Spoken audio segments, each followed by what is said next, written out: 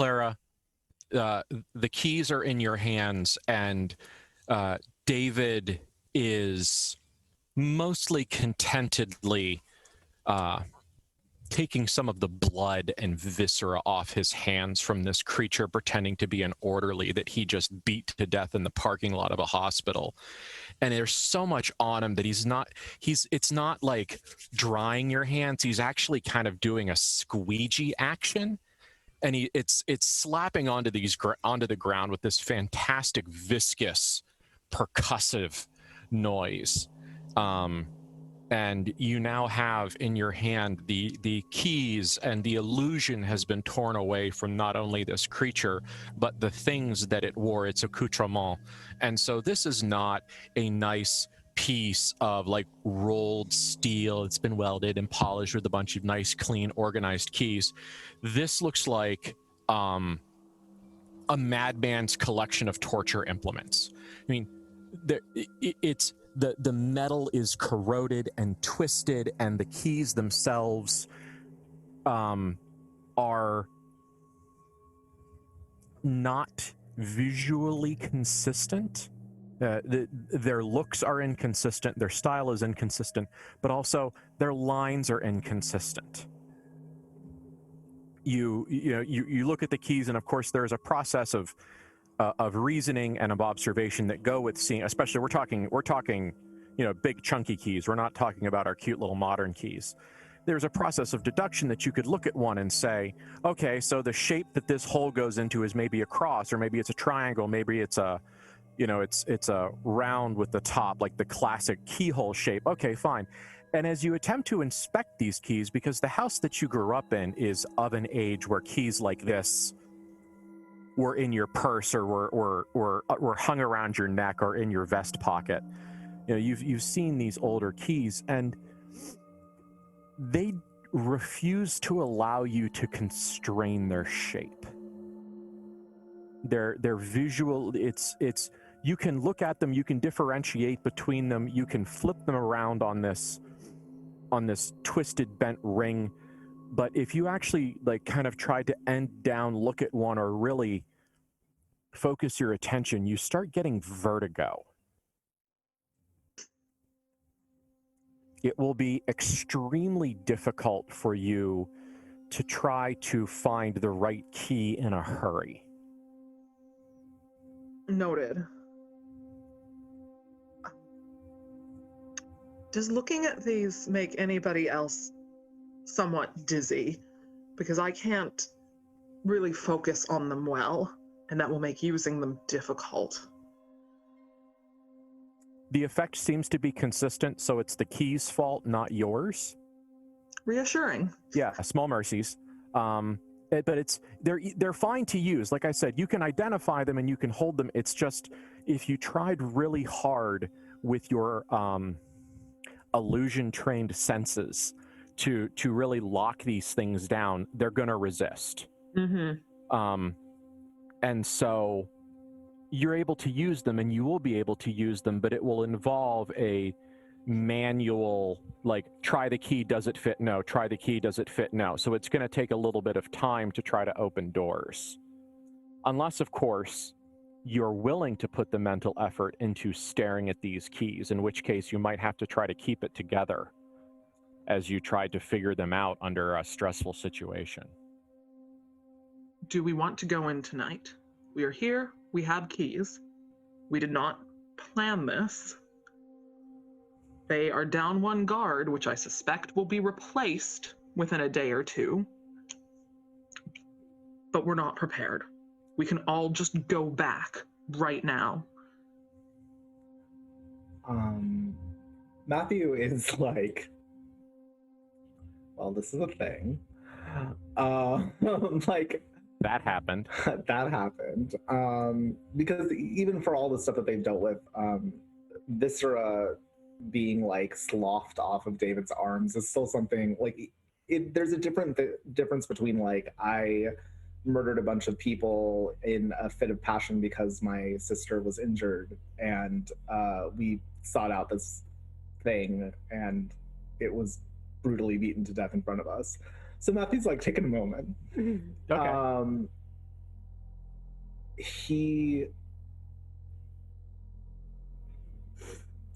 looks at Clara and he looks at Bethany to kind of assess their sort of place here. And, you know, it's clear that he's conflicted. I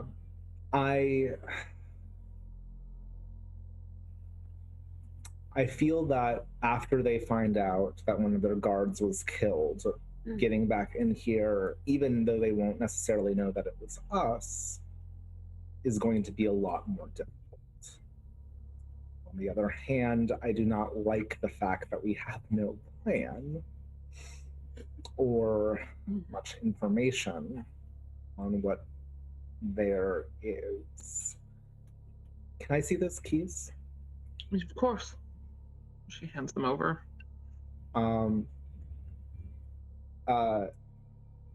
Matthew abhors things without order, so he is going to try to lock down those keys. They'll keep it together in his head, at least. Okay, well, maybe I was unclear. It's not that you can, like, visually lock them down. You can't Johnny Carson them until they make sense. Yeah. What I mean is to be able to look at one closely enough to understand its relationship to a lock visually. Then you have to take... It's going to be mentally stressful. Okay, never mind then. He will still look at them and be uncomfortable with them. Yeah. Oh yeah, I mean, we can do the Hitchcock zoom. There's definitely and give you some screeching violin noises. Yeah, he's just like, absolutely. Oh no. And you know, I think that from looking at, he's able to assess that this is going to be difficult for us to be able to get around quickly. He'll look at Clara and say, you were around and were able to maneuver in the hospital more than I was. Do you remember how well guarded it was? The areas they let me into were not all that well guarded, but there were certainly areas that they would not want me to go past. But we went up and down the stairs and through the back hallways and almost into the basement without harassment. We were able to get around.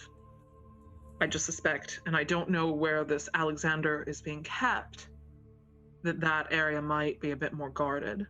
At the same moment, and she reaches up for Matthew's face, I know that you don't feel comfortable with... It's a lot of blood, but that's not a person. That was a creature. That was a monster laying there. If we have to kill more guards, they're monsters. At least the guards. The priests and the nurses aren't. They're some sort of initiates or followers in this prophetic, strange maze of a hospital. But that's a monster. I'm glad it's dead. He will stroke her face and say, I'm not upset that it's dead. I'm just not exactly the happiest with the smell. Well, thankfully, it's not really a very human smell. That's good. I mean, it is a inside of a creature smell, but it's not. It doesn't smell like your guts. So you know, for better or for worse. Yeah, it's just the way that I'm basically seeing it is like, for someone who is not experienced with, I don't know, even walking into the middle of a butcher shop, right? Like, there is a certain level of the smell of violent death is not something that, like, someone who is not experienced with that necessarily just is like, whatever. Like, yeah, there's a certain level of, like, Matthew is still kind of from a place of relative, like, privilege when it comes to that sort of thing. And so he's just kind of like taking a moment. He does not necessarily have the same tolerance for biology that perhaps like a surgeon or a person who has been actually, like, you know, invested in, you know, a surgeon or a butcher, I suppose, or a soldier might have in common. But he definitely is like, you know, centering himself and seeing, and, you know, looks to Bethany and basically says, I think that if we walk away to right now, it is unlikely that we will be able to succeed later. And so, for better or worse, I agree that we should go.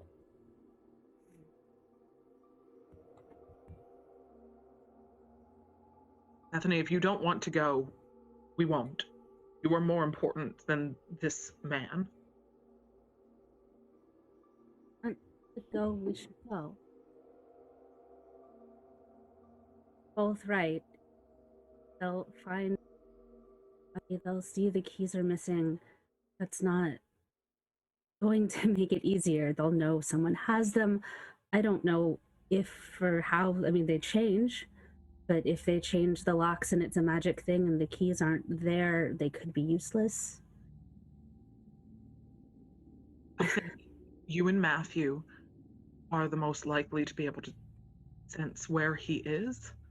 I don't know if you can share information or share sensations or whatever for you to be able to track him down, but I feel like you two should do the tracking and I can either do the murdering of things that try to stop us or the fast talking as to why we are in the hospital. I will distract if you can get us through the halls, but your senses are keener than mine when it comes to things like this. David is standing there listening to you guys speak like a fucking Frazetta painting. Like one of those ones that they don't really have a face. It's just like the looming physical menace. Just, you know, he's your man. He could easily go in with you guys or in front of you guys and render some of these physical questions a little bit more moot. Oh yeah, no, like there's a moment like the fact that like Matthew's like, yeah, Clara taking care of the physical issues makes a lot of sense is only because he's like, because she got the backup of our murder bot, who I am very happy that we have. Yes. Our valued employee, who is not only good for murder, but also for our hearts. But also murder. Our war angel. Our war angel. Yeah, so Matthew basically will, I'm trying to think of like whether he or Beth, like what sorts of things I can do, because I understand that he was in quarantine, because you told me that. That's what the people hiding him said. Quarantine. Yeah. Now, just to like give information. First of all, if the players choose not to do this, we can walk away from it. I have other problems for us to deal with. So if the players decide that we're going to set this aside for later or for not at all, that's okay. This is like, but so what you guys did to refresh is that Matthew experienced what are probably ecstatic visions under the influence of some fucking thing. Trademark. That's the brand name. You can get off brand if your insurance lets you. But and then he encountered a creature that kind of gave off sort of like a prophet vibe, or a seer, some kind of a prognosticator sort of thing. And the sisters started finding the edges of where reality gets very squishy, and then elected to step back from that experience, which was, in my opinion, the right thing to do at the time, because the right thing to do was to keep Matthew alive and unspooked long enough to get out of the hospital. So I feel like the correct choices were made, just for my 2 cents. So I mean, just based off what you guys have seen a few times in your life, is that things get weird in private. So the places that people are in, more often the places that someone might walk into, very rarely those are the weird places. So you've kind of need to get into the kind of the borderlands. You've got to hit those spaces that aren't quite public. One of the things that I was wondering was actually like, because I remembered the squidgy place, and so I think that the question would be, if he's in quarantine, he is probably in a place that is similar to the Squidgy place, is Matthew's opinion. Which mean he would not call it the Squidgy place, but It's like good shorthand. you know, so his sort of question would be, do you think that the two of you that you could find where that was again, since that seems to be the place that is most frayed at the edges of reality, one might say. Dice aside, I can assert, just from the game runner perspective, that you as a group are in possession of all the skills, knowledge, and advantages necessary to navigate something like this. Mhm. So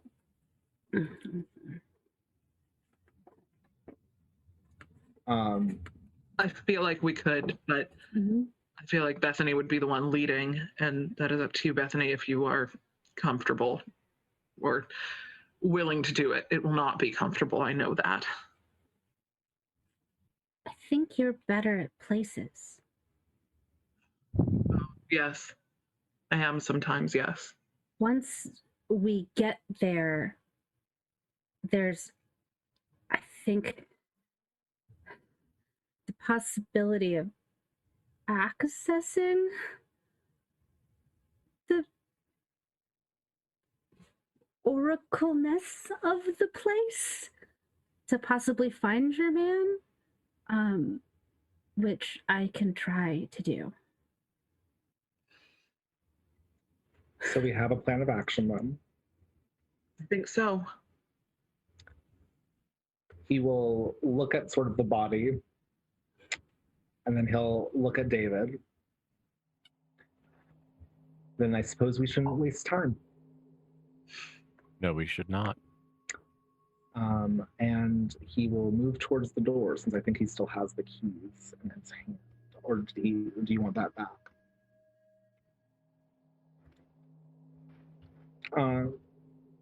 Because he can give back the keys.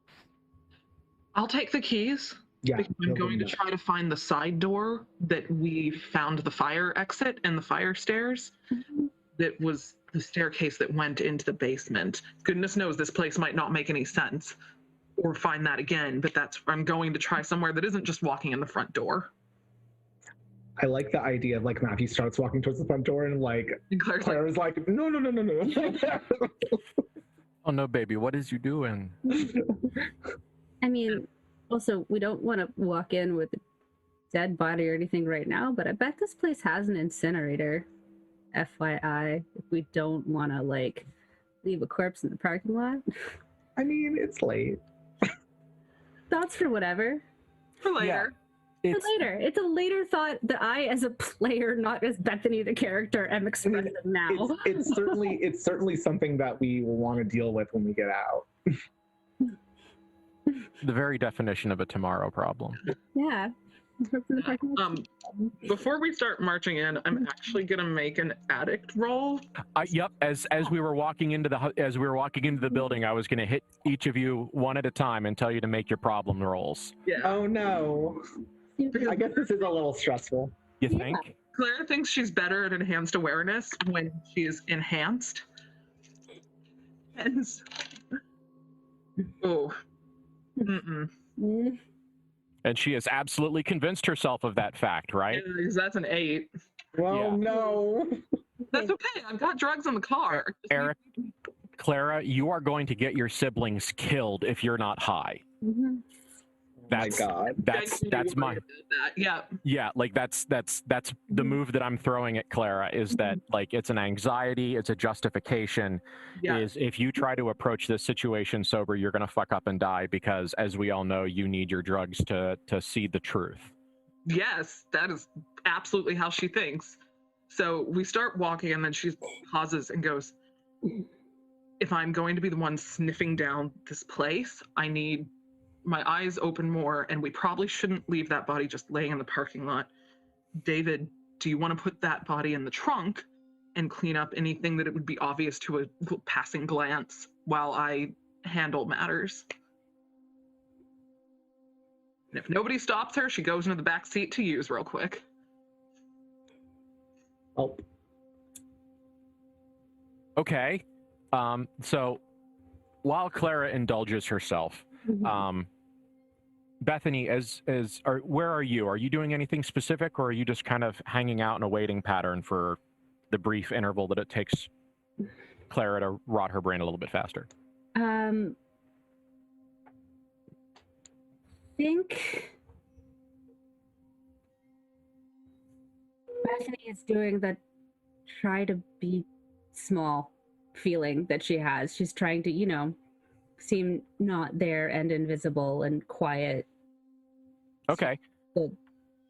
As Bethany tries to essentially reduce her visibility, what you see is that if you recall, it's kind of difficult to get to this place. There's a little bit of a cloaking field, to use not the right term, but a good enough one.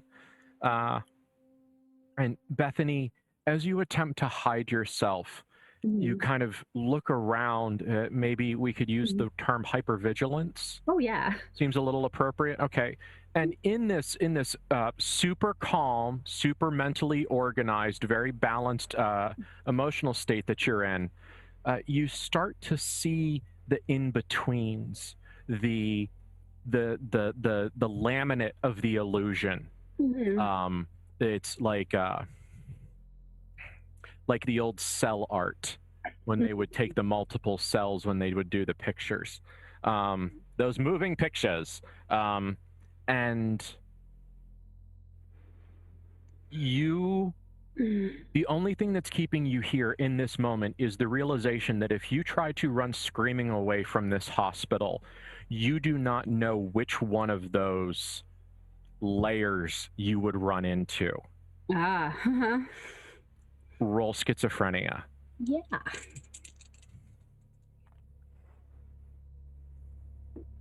That's an 8. Okay. Negatives. So it's because I think I'm at -2 for my. I mean, whatever. It's. You're sure as hell not at +2. Oh God, I can't. Yeah. It's the I have negatives to disadvantage rolls, -2 to disadvantage rolls. So I'm at a 6.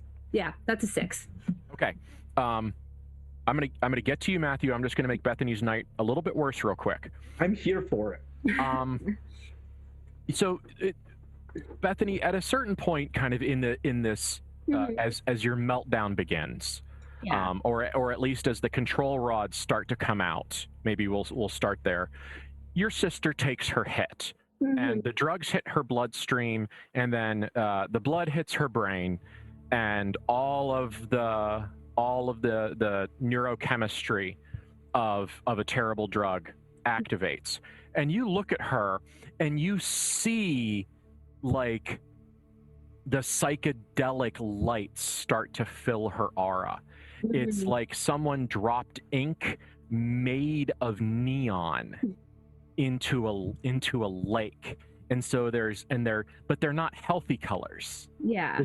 These are those weird reds and oranges and greens of neon where they do kind of have that electric weird strangeness to them. And you can see, but you can actually watch an adequate description, although not biologically accurate, is the capillary action as it kind of feeds into her aura. And you can see the energy of her being suffused with this. And it's beautiful because you can see her light up, and you can kind of, if you squint and stick out your tongue just right, you can imagine maybe what your sister looks like if she was freed, if you accomplished your goals. You could see the burning shape of your sister's soul set free from all of these terrible things. But Bethany, you are entirely certain, because you rolled an 8, you are entirely 1000% absolutely certain that you could see where the addiction is in her aura. Oh. And you could take it out. It would be so easy. And really, if you took some of Clara's happiness out with it, would that really be so much of a problem?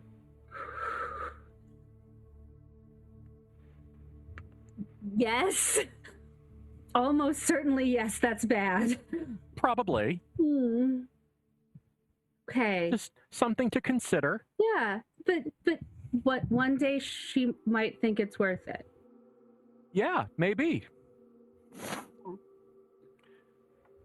Matthew. Hi, buddy. This is fine. Yeah, everything is fine. Let's go for the hat trick of trouble. So, Matthew, you have a bad relationship with hospitals. You possibly have a better relationship with the sister you're fucking than you do with medicine. I mean, that wouldn't be hard.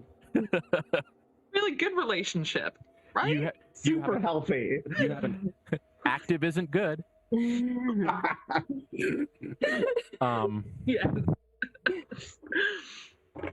So, yeah. if I had put money down like 2 years ago as to how much I would be discussing incest on the internet, like my number would have been way low. I would not have beat the spread. It's like, this is what we'll be known for. So I got a 14, which is not a 15. It's not. But it's not an 8. So there's that. So I I think that he's going to he getting the not good feels and the feverish feelings and the pain, but I think he's going to try to especially because like Clara clearly needs some time to do a hit, and it doesn't look like Bethany is doing great. I think he's going to do his best to try to hide that he's having a flare up. Which,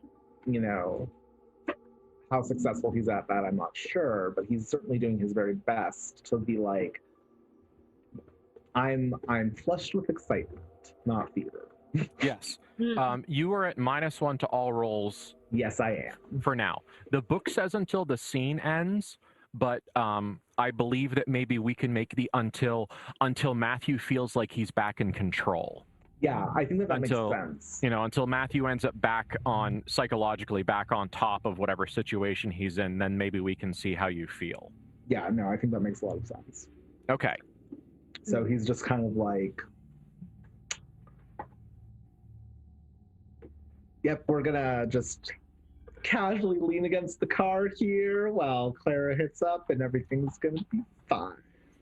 Yeah, do your Chris Pratt stretches from Parks and Rec. I mean, he does what anyone when they're nervous does. He lights a cigarette. He's just gonna smoke while waiting for this. Yes. 9 out of 10 doctors recommend Camel cigarettes for your health. Yep. Oh, I should probably roll 6th sense before we go do this nonsense. Yes. So Clara's had her hit. Bethany's wrangling with the fact that she's rapidly manifesting something completely non-human out of herself. Matthew is literally being haunted by the ghost of the disease that almost killed him. That his father sold a portion of his soul to an evil angel to try to get rid of. But it didn't work because you made the angel mad and ruined it. And so, in my defense, I less ruined it and more ate the angel. Yeah. Which, that's like winning. Okay. That's Matthew's view on it. He's like, look, sometimes there's detrimental things, but yeah, at least sure. I won. Diaphagy can be a win condition. Why not? Yeah. So, okay, now that we've identified that we're fucked, are we ready to move forward? Yeah. Okay. So now as the music swells, let's roll all of our various and sundry scene long or all of those rolls. So Sixth Sense, environmental awareness, whatever those ones that we typically use at the top of a scene. Let's just roll all of them now so we know what we're dealing with. Okay. I'm going to roll magical intuition, even though I'm not necessarily going to be using it right now, just so that I'm not rolling while we're like in the full. Yeah. Oh, I forgot enhanced awareness. I rolled well, so we're okay. But I forgot if you roll badly, it goes real bad. Oh yeah, it melts your face off. It's a whole thing. I got a 13 for magical intuition. So I've got 2 options that I can use. Neither which are pertinent right now. I rolled a 13 plus 4 for 6 cents, so I have 3 essentially little go firsties in different ways, Yeah. which will come up when I feel like I need them. Yeah. But I got a 17. So Did I hear a 17? yeah, And that's what? Environmental awareness? enhanced awareness. Enhanced awareness. Yeah, I'm looking it up. So am I. Yeah, Oh, I can see it. I can. That's one of those ones that I just haven't memorized yet. Mm-hmm. Oh wait, it's plus soul. I got a 20. There you go, babe. Yeah. Okay. Just beat that into the ground. Mm-hmm. Yeah, you can discern clear details regarding the location. That's cool. You have visions about the place and may be able to speak to entities tied to it. We need to remember that that's a way we can make that work. I'm still only using the player's guide, so I don't have those notes. Oh, okay. Then let me read you the Dead Sea Scrolls flavor text Yes. for enhanced awareness. When you focus your senses at a location where the illusion is weak, roll plus soul.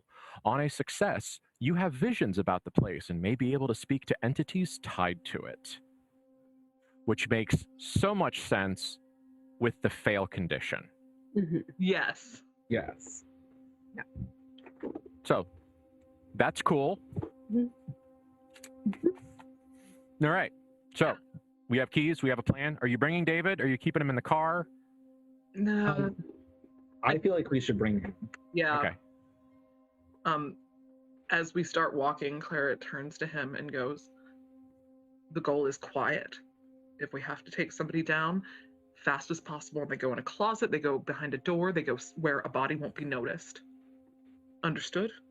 He nods. Not the most comforting nod, but, you know. Yeah. And to a side door where it looks like she might find like the side fire stairs that we had been on before. I know everything changes. Actually, I had rolled enhanced awareness. She's kind of looking over the entire place and trying to see if there feels like there's a little back entrance or a shadowy passageway or something that isn't the like main open doors. With a fresh hit of high quality organized crime grade heroin in your head, Clara, you can see that this is a building only because it has stuff inside it. Okay. This is Euclid like came here once on vacation. He did not stay and he did not enforce very many rules. There is a sliding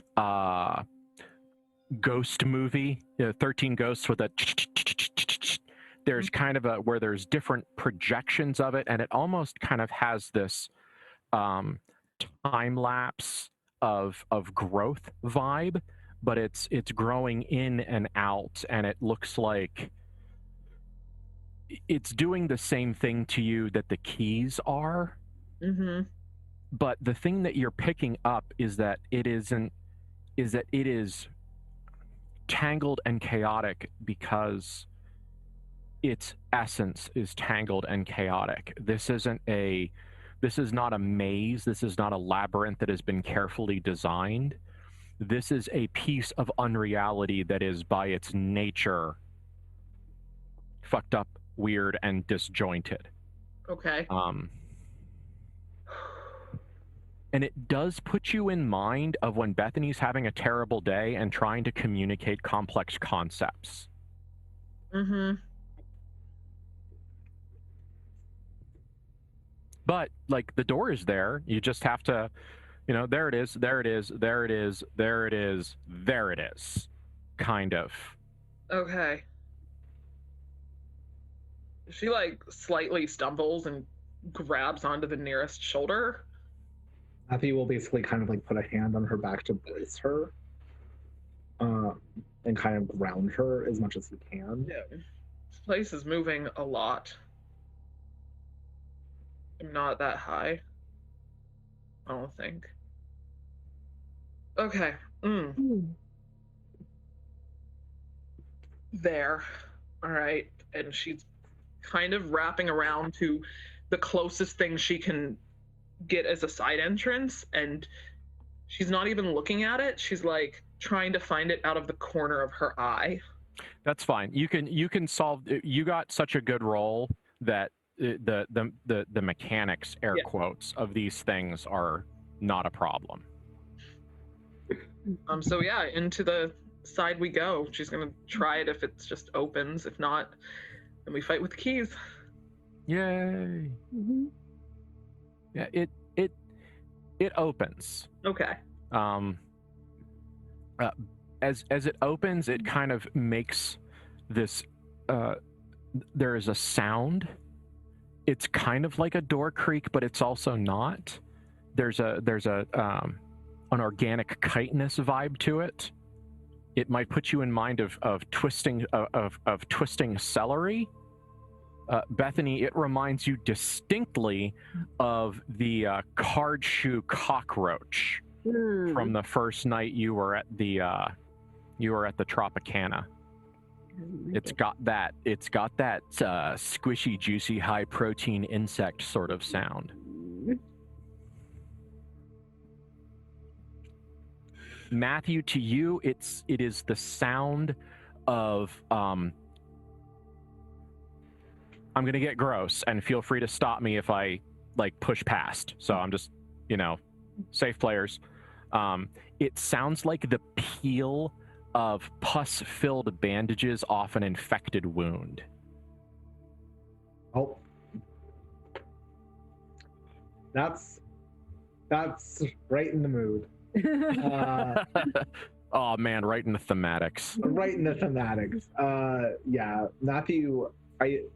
He's basically doing his I'm gonna focus on my goals and focus on the eyes on the prize and try to ignore everything that is telling me that I should fucking run away. Oh yeah. So he will follow on in after the doors opened. Yes. Clara, do you let David in front of you or what? Like where? Right behind Where her. do you let your warhound go? Right, she wants Bethany vaguely in the middle and Matthew's on this side, and then she really wants David behind Bethany, right next to her, but is and would have said this but was too high. So as we're kind of stumbling in and she's realizing what her brain needs, she looks and goes, David, you stay right behind her shoulder because she is at the most risk here, understood? And you get her out if anything happens to us. And he nods. Okay.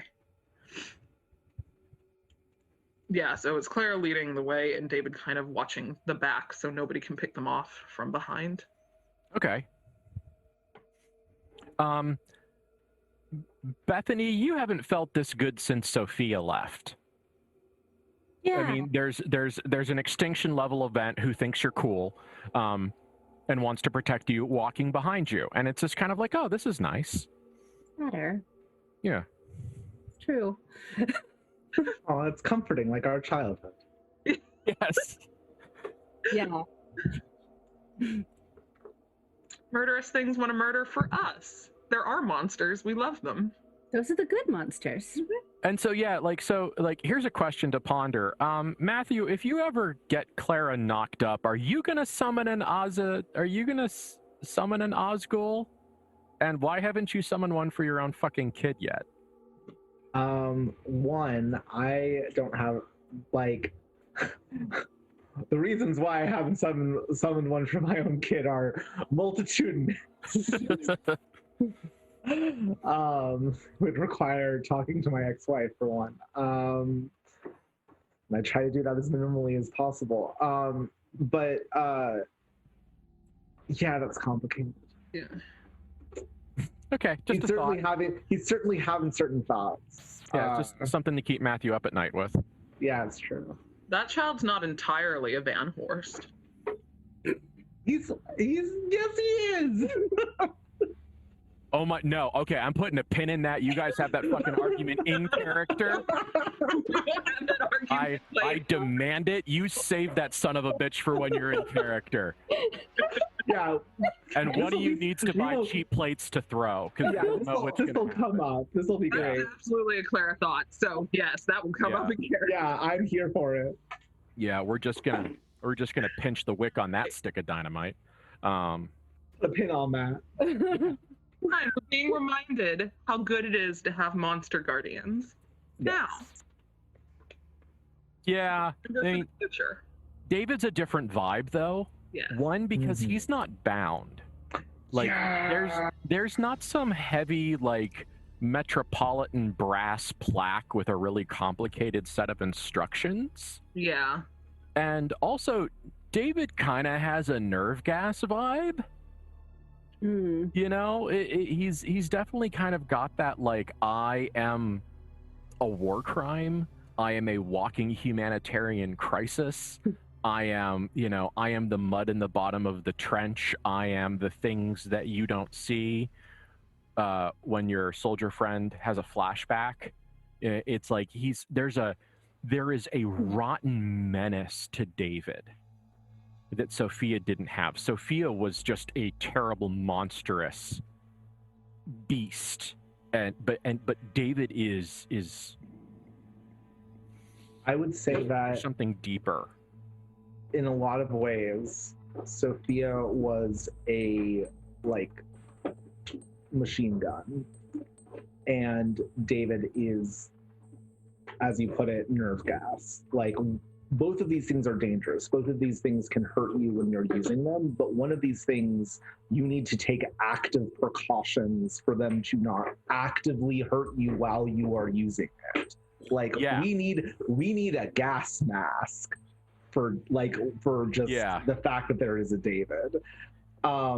And that's a good metaphor, but I also don't like the gas. I also don't like the nerve gas metaphor because it seems like complicated. It's a really complicated one. So we'll find another metaphor to work with that doesn't evoke all of those things. He was quiet and still, and David is loud on the inside. It's true, he is. Yeah. That's part of it. That's part of like the concussive, uncontained feeling of what have we unleashed is. She was quiet and in control. David is loud on the inside. Yeah. I mean, one way of putting it might also be a grenade versus a sword. Yeah. Yeah. I'm sure we'll feel our figure way out through lots and lots of allegory and metaphor. Yeah. We'll figure a metaphor out eventually. Yeah. Matthew's gonna stay by, like, right at Clara's side. He's definitely following, like, because she knows where to go more than any of them do, because she can actually see the real place that is here. But the things that he's gonna be doing is, I'd like to use one of my magical intuitions for seeing where the veil is thinnest, or the illusion. Okay. Thinnest. And seeing if that kind of matches up to where we're going. Okay. What I need to do to answer that is I need to ask Clara what her goal is. So, now I'm asking you what your overall goal is because we are not playing D&D. Yeah. So we're not going to do like down the hall, 10-foot stone corridors lit every 20 feet by torches. Like, just kind of say what your overall objective is. Now, if you let the place decide, if you're not trying to shape your movements, if you're being a little bit passive, this place is going to guide you or naturally draw you to its places of power, its own specific gravity. And that may not be great. What she is trying to do, she's kind of trying to let the place guide, but she's searching for a certain set of vibes almost. Like, she took a full hit. So she is in her very unhealthy but happy, relaxed, riding the wave of opium in the backspace of her brain, watching this very weird, like, she's got a weird Alice in Wonderland thing in her head going on right now. And she is looking for the person who is trapped and being used. somebody who doesn't quite fit, but is being farmed. Okay, farmed is a good word. Yeah, that is Like, what that's- she's looking for. Yeah. And so the feeling that you get as you kind of seek for that is, have you ever been to a mushroom farm? Have you ever been to the mushroom caves? Once, but we have seen many of them on television. Yeah. So, Yes. but this is not one of these like super cool hydroponic, well lit ones that like Andrew Zimmern walked through and he was like, "Oh my gosh, look how beautiful these mushrooms are. Do you want to eat one?" Like, this isn't those. This is a old copper mine with fucking toxins in the walls, and they don't ask a lot of questions about where the substrate comes from, and they're not testing for pollutants, and the air is too close and there's not enough ventilation, but you can feel the growth alongside you. You can get that vibe like when you walk into a basement and there's black mold on the walls, and even before you look and you go, "Oh look, a deadly mold," like you just kind of go in there and your brain goes, "Not okay." You're following that vibe. You're following that that sense of being alive and rotten and unwell. If radon was a street sign, it's just, yeah, you find it, and it's the Hannibal TV series, like, this oh is yeah, coming up in Claire's head, that their bodies that they are growing mushrooms on, like a serial killer is using human bodies to grow mushrooms. One of the people aren't totally dead when it's happening, so that's what I love that show. For Okay. is looking for the half alive body that is growing the psychedelic mushrooms and being farmed, and following that sick rotten scent. Yeah, cruelty is a gift that mankind has given itself. Will probably end up as a tattoo on me at some point. Yeah. So yeah, you can find it. You don't like it. It's not a thrill, but you can achieve that objective. So you do. Well, you navigate this place fairly well. You did a great roll, and I don't feel a need to like rehash multiple environment rolls like this. So now just kind of, what's the vibe of your travel? Like, are we straight shots? Are we like going down hallways, stopping in intersections, looking around, or are we kind of something a little stealthier, a little slinkier? So my guess is that Matthew is bad at subtlety when it comes to... that's not true. Matthew's good at subtlety socially, but Matthew is not someone who sneaks. And Clara is high as fuck. And they are the two people who are in front. Yeah. So my guess, and you can refute me if I'm wrong on this, but like I feel like we're probably not the stealthiest right now. No, Clara is trying to blend in, but she is doing it in a way where the vibes and the sense she is following, she's kind of trying to like get into the wind of that path. So the way that she's trying to blend in might make no sense. Yeah. But he is going around shadows and might even, if there is, oh, it's going to be so awful. If they pass what would be like an orderly's trash bin or whatever, that's what it looks like in the real world. In this strange world, she thinks it is a dirt pile of dead cast-offs. Like, she stops and puts her hand in and then gently brushes it across, going, if we smell and look like this place, they think we will belong. So she has done that. Jesus. Following this scent really needs to become one with this place to figure out where she's going, and she's so close. Okay. Feeling it. So Clara has become Cool. yeah. Bethany's just gonna have a quiet panic attack as she watches Clara do this shit because she's ready to see her sister be dragged away. Because this place likes madness, and there you go. Yeah, Bethany, you can almost see the fungal threads in your sister's skin. Like you can imagine, like you can almost see it like ink on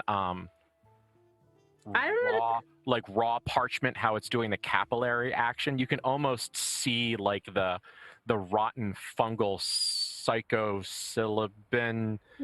Like you can almost see it. She kind of remembers the time that she had mushrooms in her hand for reasons here, things, touched it.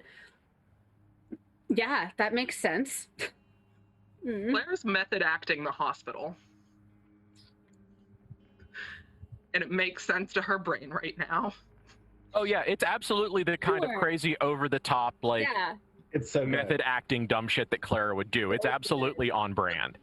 Cool. Bethany is definitely in some heightened awareness state about she stopped trying to completely disappear because it will not happen behind these two.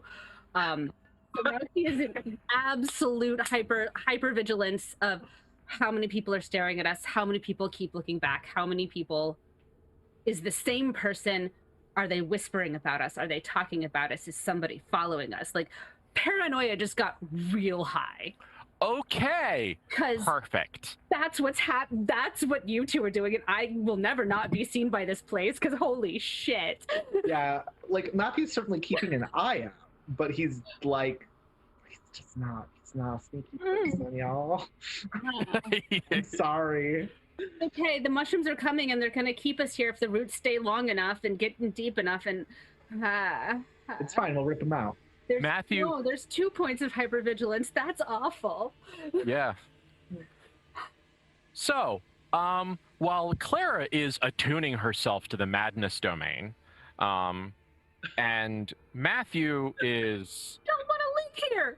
Dealing with that, is going through a very strong internal monologue of "ew, good idea, but no."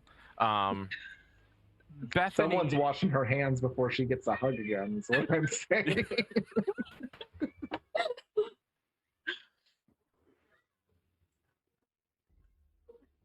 So many terrible things just went through my head, but I'm just going to keep them for later. That's for the break. Yeah. So, Bethany, good job on the hypervigilance. There is a presence coming down another hallway. Eventually, as best as you can predict, it's going to intersect. So the question is not, do you see them? The question is, can you keep it together under these conditions to warn your siblings? Let's find out. Or you can burn a sixth sense to act first under danger. You know what? I'm just gonna burn a sixth sense. I don't think Bethany is very together. I think that trying to be hyper vigilant on both the illusion plane of like, I have to keep Clara from getting pulled off and put in a padded room because she does not know that will happen to her. And I have to like keep the mushrooms from putting in roots too deep or this place will never let us leave. So I don't think she's together. I think she's trying to be hypervigilant on too many fronts to actively try. So yes, I will burn one of my sixth senses to attempt to act first. Okay. Good news, you successfully burn a sixth sense so that you can do whatever response to that information that you want to do in a timely manner. The problem is that under these conditions, the way your partially grown psychic senses inform you of this is that another Bethany whispers in your ear that a nurse is coming. Is it the same one who handed me a handful of mouths? No. Okay. Damn it. That's the only one that I vaguely like. Okay.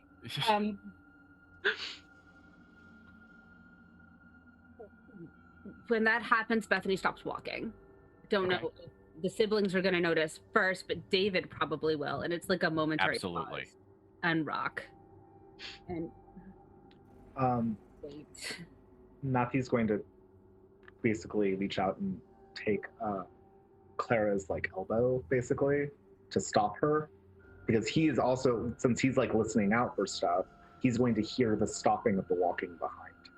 Yes, absolutely. So he'll basically pause, and he's doing his like hurting Clara basically. So like pause, and he will look back at Bethany questioningly. And the light quality in this place is like, they're dirty lights. I mean, it's unwell, pussy yellow light, and there's some stuff in the air, and it's got that abandoned office building. You know, it's that like, is it asbestos? Sort of like it's. Yeah. So what do you do quickly? Like, something's coming. What do you do? Yeah. Matthew has stopped Clara. Clara is trying to drag her brain back, maybe at least halfway from wherever she is right now. I'm looking for a hole in a tree to crawl into, aka a closet. Something's coming. Someone's coming. Other me said a nurse. I don't know that that's true, but something knows we're here. Hide. Is there somewhere we can hide? Yeah, sure. Is there a place that we could duck in for like the person to pass by? Yes. Now, it's generally as you're in it, kind of as you're the spaces that you can observe seem to be fairly static. However, it's kind of like if you look at something and then you look way down a hallway, holy shit, way the fuck down that far too long hallway. And then you look back at Clara or you look back at Bethany to kind of be like, are you seeing the 12-mile long hallway? When you look back, it's only like 20 feet long and stops at a door. So you've kind of got like a bubble of it's real enough around you, but it's so yeah, you can easily find a janitor's closet or a staff only door. So it says is it janitor or cleaning staff only. Is the door open? Yeah. Then Matthew will basically walk very quickly over to it, open it, and gesture for people to follow him in, so that, because his thing is like, let's see if she passes by. Okay. Yep. So you guys kind of Scooby-Doo into the closet. Yeah. And then a couple of things happen in the back of the closet. You hear some body-on-body movements. You kind of hear like a wet, coconutty sound. Okay. That kind of large, fibrous tropical fruit being hit with a hatchet noise, and some crunching, and David is standing in the back of the room, having grabbed the face, like everything, like from the bridge of the nose across here. He has grabbed the face, Matthew, almost exactly like where the anesthetic mask goes, and has broken it. Is crunch. He has crunched the face of the janitor in the janitor closet, because this is where they keep the janitors. It makes sense. The janitor was webbed into the wall with a combination of gauze and spider silk. You are not convinced of either of these two assertions, but it's as close as your illusion blind mind can get you. And bodily fluids of shades of yellow and green. It's almost like it was like kind of like in a cocoon or a pupa, or it's just where it sleeps. And it clearly was human at one point, or maybe like, there is a point where something changes and you have to pause and ask yourself if this was a once human or if it has always been almost human. And so, but whatever it is, it looks like that David identified it, and maybe it started to move, maybe it didn't. But either way, David has annihilated it all around Hooray. here. And he is pushing his fist into its like back here where the jaw used to be and into the back of the throat. And you can hear like the hitching vacuum noises of a completely airtight respiratory system failing. And David's just pushing. He's very calm. He's not angry. There's really no, this is dispassionate. But he just pushes his fist into the back of this thing and just holds it there while it drools and gurgles and expresses interstitial fluid because it's not blood, across his hand and arm. And it takes about 2 minutes, 3 minutes to die, or at least get close enough. If the nurse doesn't like immediately open the door, the moment Clara realizes what is happening, she's gonna pull the knife out of like her garter because she still comes armed with weapons. Yep. She's paranoid and used to work with the mob back in Pittsburgh, and is just going for that between the second and third rib to like cut the heart and put the thing out of its misery. She just wants to put it out of its misery as quickly as possible, because this wasn't intended. She would like it to not to gurgle anymore, and mercy is the thing she believes in. It might not have a heart there, but that's how she knows how to like very quickly kill something. As you come over, David says 2 words to you. And these 2 words are going to stay with Clara. They're good advice. He says, cervical vertebra.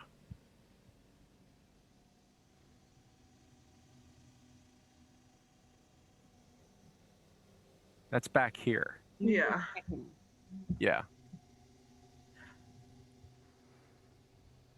Not advice that Clara knows enough anatomy. Well, you know what a vertebrae is. Yes. So, I mean, I guess you could just... You're educated. It's 1957, not 1857. I mean, you went over the basics of human anatomy. Yeah, she would probably know the same I do, which would be like, oh, vaguely at the back of the neck. Yeah. Bottom of the brain.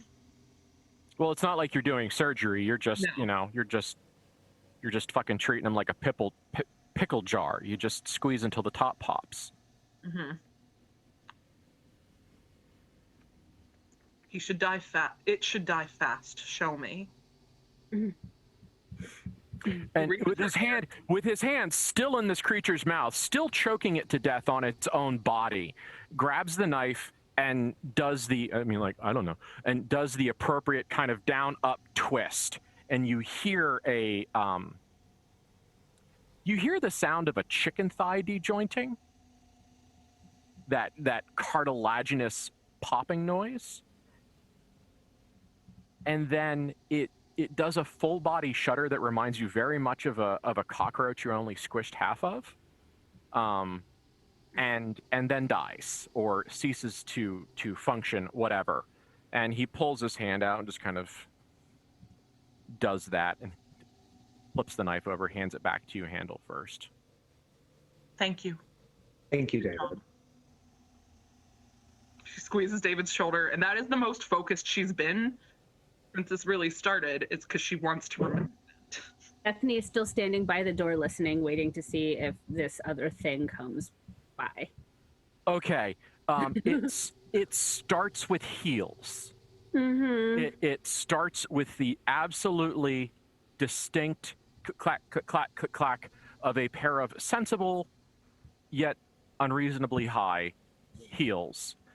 So this isn't an actual nurse because no fucking nurse wears actual heels like this. This is a thing masquerading as a nurse. This is something pretending to be a nurse, aping the visuals of a nurse. It is a mimic creature.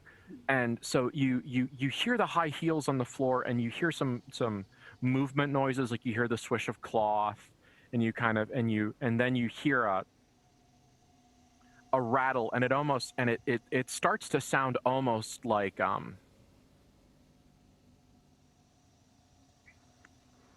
a building when a plane flies too low overhead, that kind of where everything rattles. And then as it gets a little bit closer, what you realize you're hearing a cart.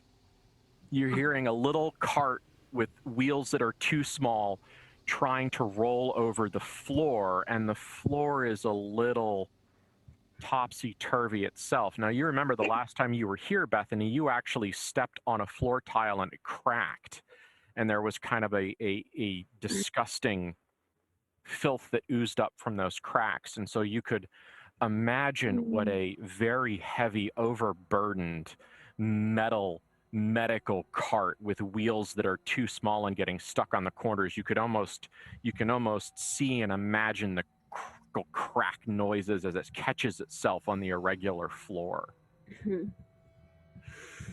And it stops in front of the door. And it takes a couple of deep breaths, and you get that bovine, giant nasal passages, sort of heavy sniffing, but you also hear it through cloth. Something we're all pretty familiar with now is the sound of someone breathing through cloth, but to Bethany, it's absolutely the sound of a nurse behind some kind of a surgical mask, or maybe even just a cloth mask to control the odors of whatever she is dealing with or working with. And it sniffs a couple times and then moves on.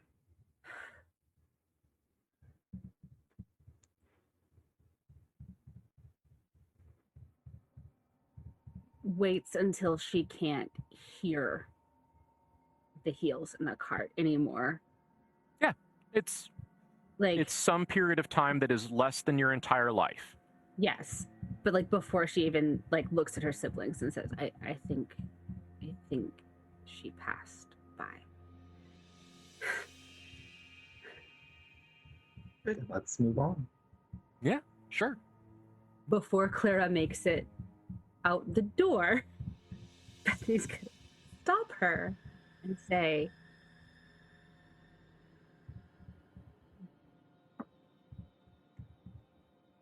you can't do that here. They will do to you what they want to do to me. Clara, don't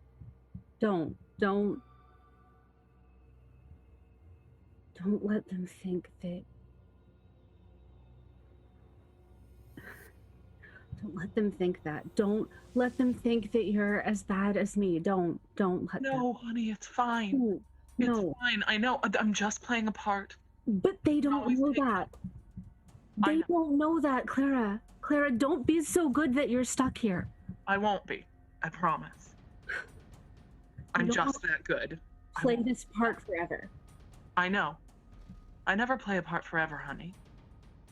They won't listen to you once they've put you away. They don't have to. I'm strong. I promise. We have each other. We have David. It'll be fine. Okay, Clara can go. Stops Matthew.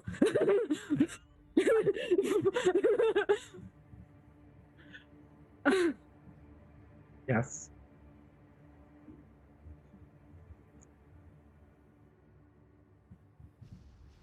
You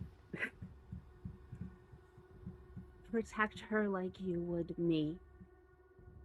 Here. While she's like this, if they find her and they decide and they keep her, They won't. And we will kill all of them. Yes, because they will not let her out like they would not let me out. She won't stop. So we will not. We have to stop them. We will not allow them to hurt her. Good. Good.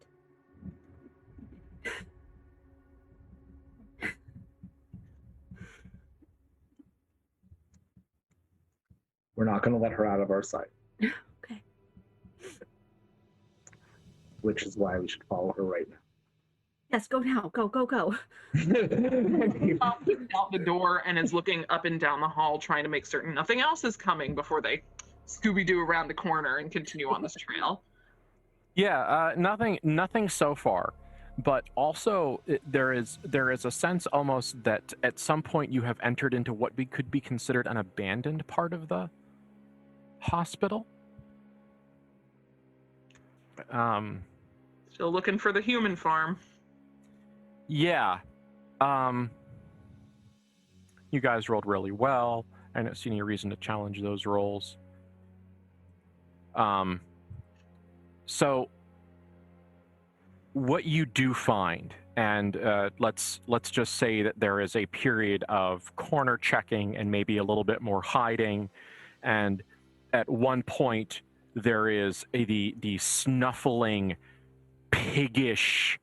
It has a squat belly, big shouldered look of one of the creatures that is the orderlies, and regrettably, it seems to be that they are a species, because this one looks adequately the same, and it is dragging something down a hallway. But it looks kind of like a straitjacket, but it's like a whole body straitjacket. It's the arms are around here and they wrap and wrap and wrap, and the legs are all wrapped up, and it's wrapped around the head, and it's bound tight with rope and leather straps and barbed wire, and there's like big thick fucking boat chain wrapped around its middle, like across the arms and the chest, and it's dragging it like a fucking carcass. But you can hear it crying and struggling in there, and the only reason why you didn't kill this thing and set them free is that you're not entirely convinced that what was in there was a person. There was a part of the sounds of something in there gave you a sense that that wasn't a people. And however, as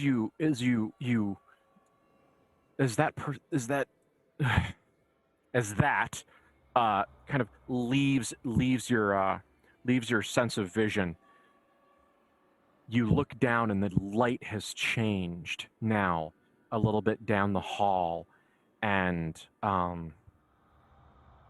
there is a sign that starts with a Q and then kind of has a licheny smear and ends in INE.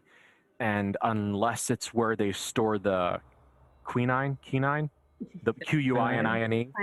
Yeah. Thank you. That's what happens when you learn all of your words from books you read. You realize that you don't know how they sound until you try to pull them out of your fucking mouth. Mhm. So it probably says quarantine. Logically, it says quarantine, and okay, that's where he was supposed to be. That's where Alex was supposed to be. Was quarantine. And so, as the siblings stare in terror, wonder, awe, horror, we're going to take 5. We're going to top off our drinks, and then we're going to find out how fucking bad it's been for Mr. Hawthorne in the past couple weeks, because it's going to be an adventure. So, hey guys, top off your drinks too.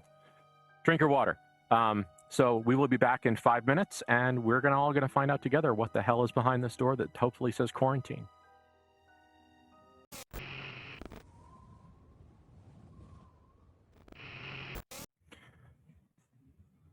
Matthew, as we stand outside the quarantine door in this twisting faux hospital, what why are we here? Why are we in this building again? Because I made a promise. You fool. I mean, not a fool. I didn't say that I was going to keep my promise, but I am. But when I was being treated here and having my visions and things like that, I met Alexander Hawthorne, who has been here for, I believe, 10 years. That sounds least. about right. And he has been sick the entire time, according to the hospital. But according to him, he has not been sick. They have been keeping him here and just performing unnecessary surgery upon unnecessary surgery upon unnecessary medical procedure on him, and basically, as we had talked about before, sort of almost farming his suffering for a decade at least. Mm-hmm. I think he's had over 100 surgeries, something like that. Yeah, he said it was some incredible number. It was like some extraordinary number, and he gave me some information that was helpful for me to get out. Mm-hmm. And he asked in return for me to get him out, and he did not give me a time frame, which is what I will bring up if he's annoyed that we took weeks to do this. More the fool he. I could have taken years, mister. But I did say that I would help him get out. And I would do what I could. And okay. He did help me. He did. Okay. So the quarantine door seems to be a door where things are going to change. Since you've come in, even though the hospital has been gross and weird and mucosal and insectile and generally a fucking horror show, it has remained generally a hospital. As we get into quarantine, what we're actually seeing is that the walls are square, shiny things, tiled. The walls are that beautiful tile work. And as you get closer to this door, you actually see that the tile work has started to peel or chip off. And underneath, which is fucking bizarro, you are seeing what looks like the edges of older walls. Now, these aren't cave walls, but you're getting something classical. And by classical, I mean like Greek or Roman. There you can see the edges of artwork and frescoes, and you can see some columns and some of those some hints, not enough to go, this is such and such from such and such a period, but the when you see a Greek column and you see those design concepts, they are so fundamental that you can, even if you can see the pieces of them, and they become rapidly recognizable. You're starting to see them, and it's very weird, of course. But and then when you actually look at the door that says quarantine, the doors themselves are beautiful. No, they're not. They was beautiful. Whenever this piece got torn out of the illusion and used to build these doors, however the interaction between truth and lie is, they started somewhere as at least the idea of brushed stainless steel doors, of that with the square windows, with the nice curved corners, with the set glass, with the thick rubber gasketing, and it's they started that way, but now they're not. You can actually see it's when you see some place that's used more than it's clean, you can see where the hands have touched. and there's that accretion, especially on things like brushed stainless steel. This is that, but it's also, you can see actual physical buildup where the door has been pushed open. This isn't just some black, these aren't just the black fingerprints of a couple of kids who didn't wash their hands quite as effectively as they should have after recess. This is filth, accumulation. And you see it in a couple of other places. And you actually, when you look at one of the windows, it's kind of on the bottom half of the window, there are some smears of various shapes. And there is a moment of insight where you imagine the piggish orderly that you saw earlier with its twisted face pressed up against the glass, with its nose running and something coming out of its mouth, of those this disgust, this awful, disgusting, repellent creature looking into the quarantine room. With its face pressed up against it and breathing with an open, panting mouth, and whatever it ate recently kind of dribbling out the side. It's the worst, and it is on each side. And now they're very small, and if you saw this in a normal, not completely batshit crazy environment, you would probably let them slip right past you, because they look a little bit like crown molding. But when you look closer, what you see is that they're actually impossibly long, stretched, what's the word? It's not katydid, carotid columns. CARYTID. I do not know about architecture. That's fine. I could also be referencing something wrong. My brain's just this big mess of words, and I just reach in and pull it out. It's like the robot claw. But they are two feminine forms that have been stretched, as if the center of the column was a feminine form. But neither of them are well. to put it subtly, there is a wasting to them, and there's kind of a rottenness to them. And it's not just like the fungal liveliness of what you've been looking at. There's a consumptive aspect, and it's very difficult to see, because once again, we're talking about, these doors are probably 7-8 feet tall. And so the figures are stretched, and they're impossibly thin, and the ratios are all messed up, but there's definitely a sense of wrongness about them, and there's something a little thoroughly non-human about them. And it's kind of, there is a sense as you look at it, especially Clara with enhanced awareness that's more place focused, you're getting a sense that you're going to traverse from The illusion into the truth, kind of? No, from secular. You're going to traverse from secular to sacred. That makes sense. When you go through this door. Sacred to somebody. I mean, I don't think you would consider it sacred, but it's something to somebody. No, she'd look at the door and kind of almost touch one of the women on the columns and be like, this is their sacred place. Mm-hmm. Just so you all know. Matthew kind of looks at the door and the smear on it, looks at Clara, looks at the door. It's just the expression is very much one of this is what they consider sacred. Yes. Okay. And she'll push it open with that. Okay.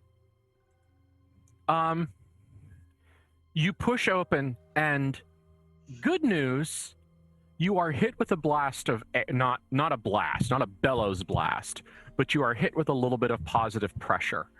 And the air has a completely different set of smells. So, yay, infected hospital stank is significantly reduced. Boo, these are wet, organic, earthy smells.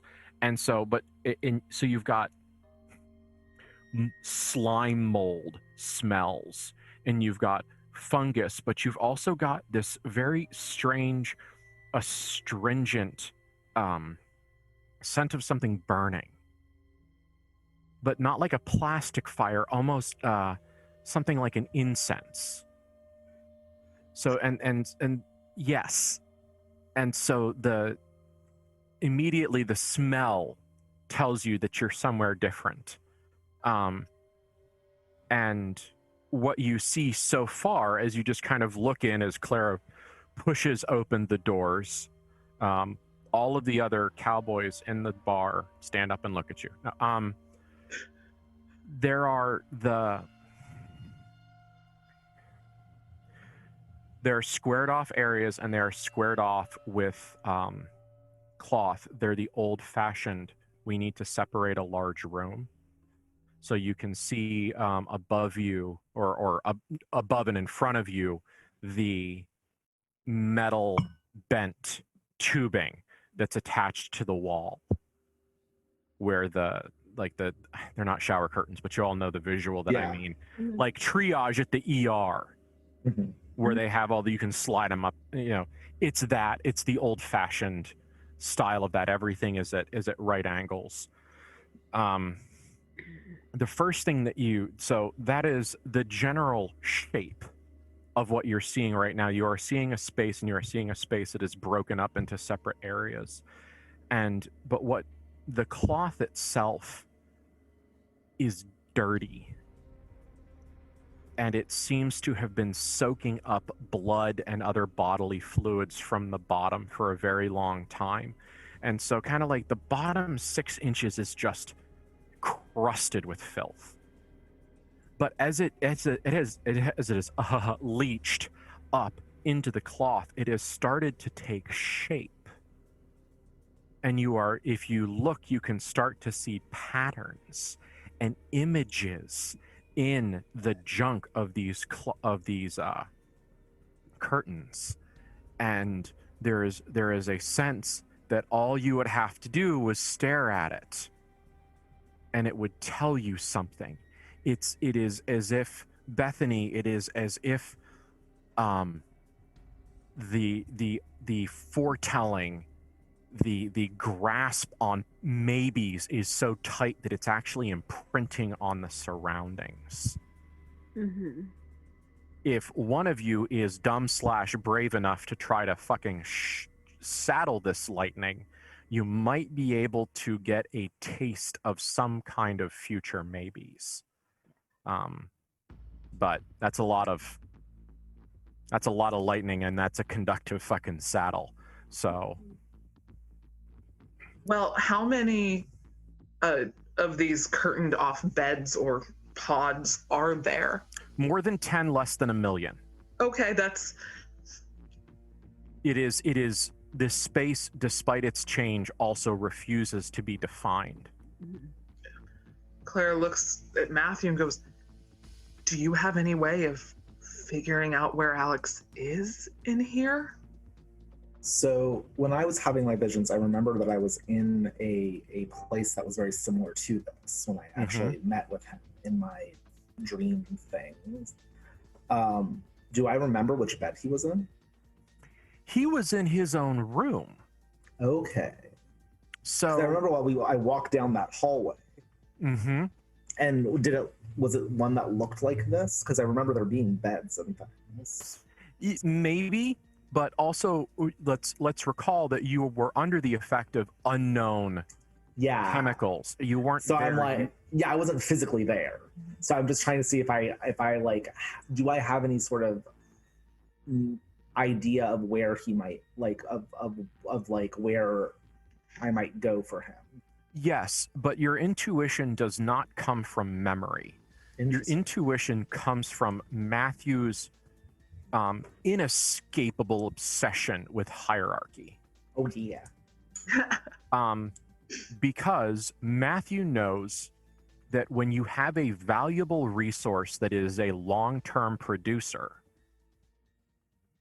you don't leave that on the floor. You put that away somewhere. And if you were someone that found value of Mr. Hawthorne for 10 years, deriving whatever value they derive from all of these surgeries, that this guy would probably be sequestered or set aside somewhere, either for security, for his own comfort, just so they know where the hell he is. There, you can think of a bunch of reasons, but kind of your hierarchy intuition gives you a sense that you're in the right place. You're just down amongst the rabble right now.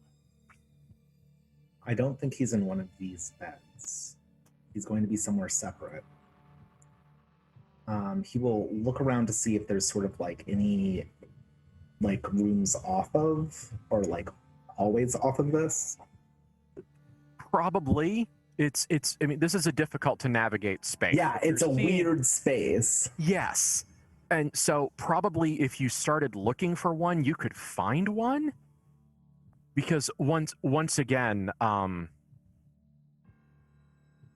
this is a very receptive space. Yeah. This seems to be a very responsive space. I think then what he's going to do is try to go where that intuition leads him. Okay. And see sort of where he kind of instinctually goes, and see if that's the best way of doing it. So he's kind of trying to imprint his knowledge from something that is incredibly different from this onto. Yeah. As usual, he is essentially trying to shape things to match what he thinks is the appropriate way for them to be. We'll see how well that works. It might work enough. So as you guys go through this, and it's going to take a little bit of time to kind of traverse this space. So I ask you, is anyone going to look at all any deeper, or is anyone going to pull aside any of these curtains? Is anyone going to investigate?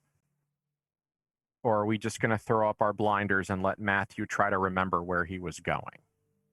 I was going to say, if Bethany wants to, I want to give her dibs. She might not want to.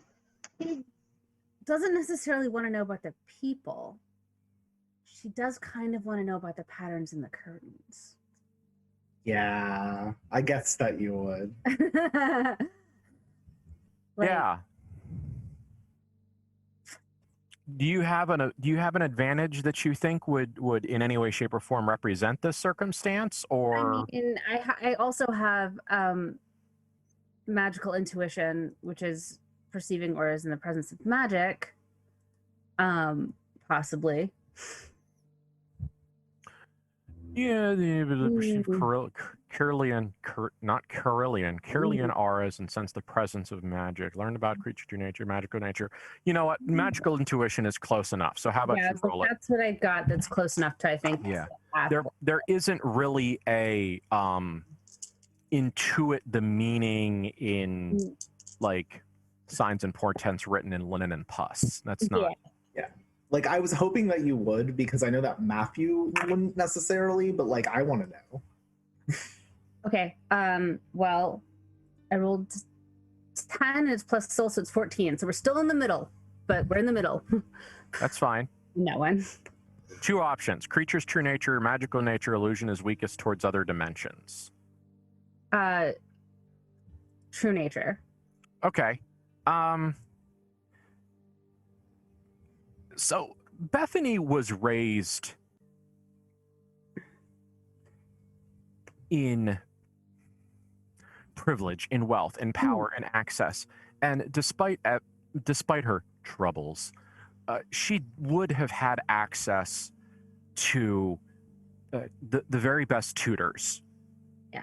And the very best teachers and everything else. And so how much of a classical education do you think Bethany has? Do you think that they would have gotten into kind of like Greek thought, just going into the philosophers and Plato and kind of those things? I think at least briefly, and I think it also depends on the age that she was presented with the Greek philosophers and things.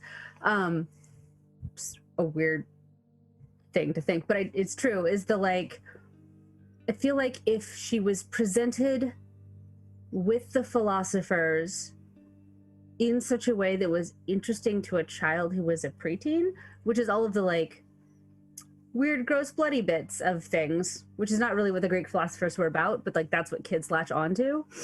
Yeah. But then she would be like hyper fixated on that section of like, what does man behold a chicken? You know, type deal of like, oh, this is funny. Like the gross funny, which like would be like the gross funny bits of all of like Greek philosophy. I have a feeling that haruspicy probably stuck. Oh, well, yeah, that's part of it, is me being like, no, if we can get into like, kids think that shit's neat. Yeah. Yeah. So yeah, any sort of like auspices of like digging in birds and stuff, probably she thought that was cool. So you're getting that vibe. Okay.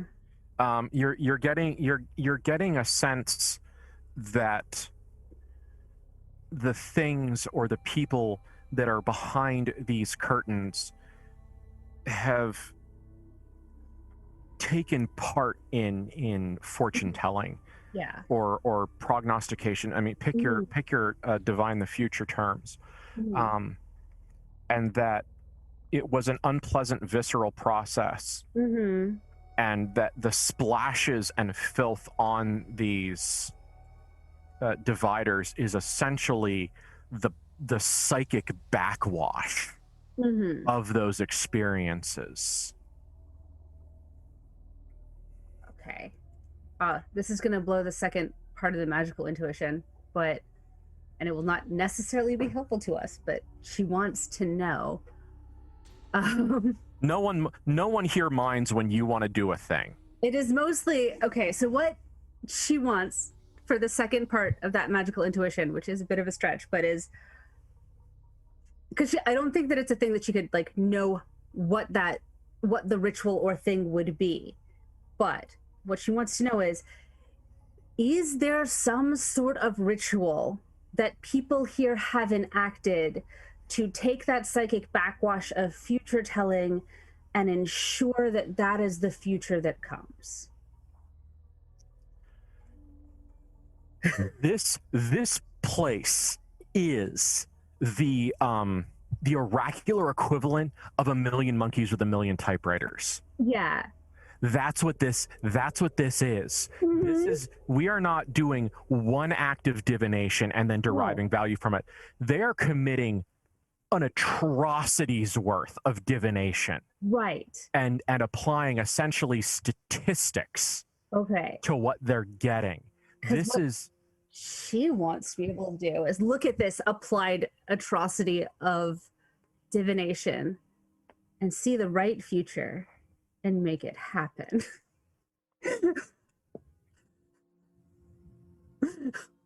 So she just wants to have other people. How about you tell me what the right future is in 10 words or less?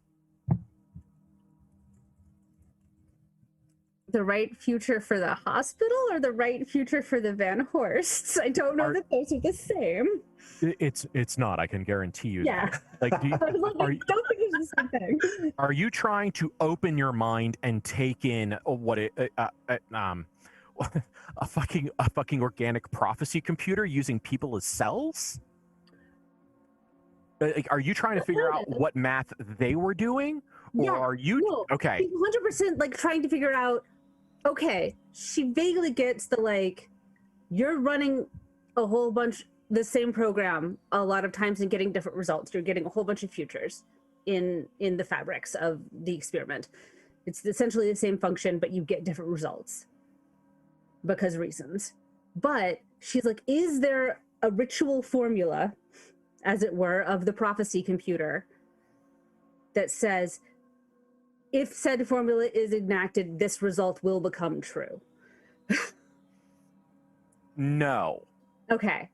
There is no Leto Atreides II shining golden path running down the middle of this room. That's fine, as long as they are looking at stuff and they aren't essentially trying to look at stuff and then pick one. No, they are asking a question. They are asking a Great. question again and again and again. They're Mhm. asking it different ways. They are interrogating the future. They're asking the same question many different ways. They're putting the future in uncomfortable situations where it doesn't like it, where it is under duress, where they think that they will derive information through this torture. They are waterboarding probability.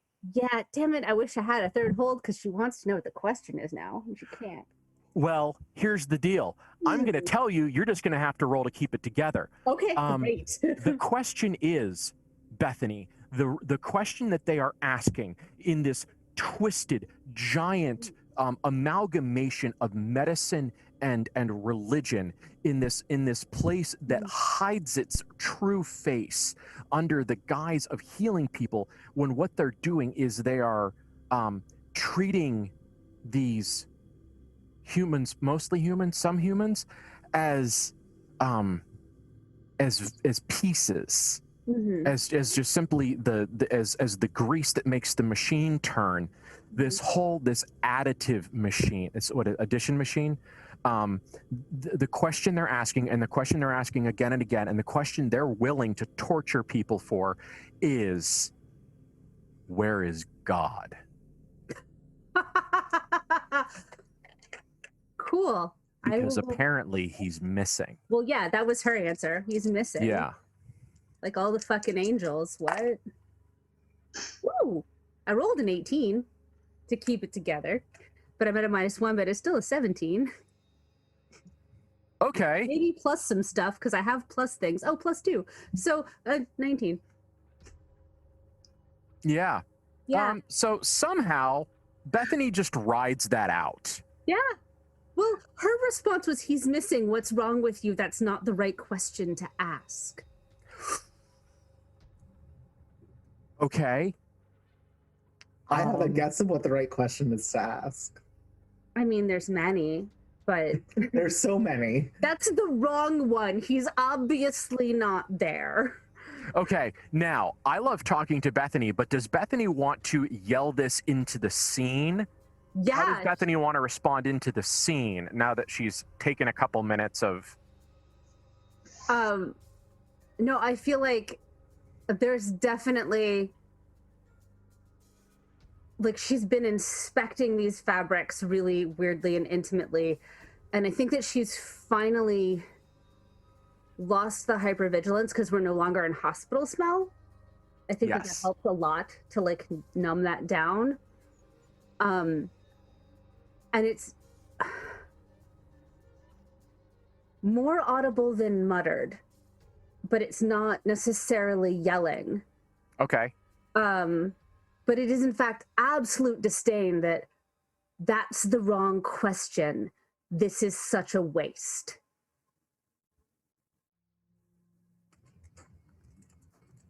What's the wrong question, dear? They're looking for God because he's missing. Of course he's missing. We've known that. And they have the wrong God. Anyway. Well, doesn't matter. If we're to become unchained, what is God if not us? I was going to say, really what they should be looking at is how to become God. They're torturing all of these people. They're going through all of this viscera, this projected prophesying to find God, and they're looking in the wrong place. Because while they are asking inside of this form, they are looking for God outside of it. This is essentially a fool's errand. They are torturing for nothing. Because they'll never answer the question this way. Because it's a question that doesn't need answering. Now, if you could get like 1,000 people into Metropolis and wire them correctly and line this up, you might be able to get an answer. But here in this pussy fucking caterpillar gut hospital shithole, no. you're just going to get caterpillar gut pus answers. It's the wrong way. It's the wrong place. It's the wrong question. I'm sorry. We've known God is missing since we saw the angel, and it wasn't even the right angel.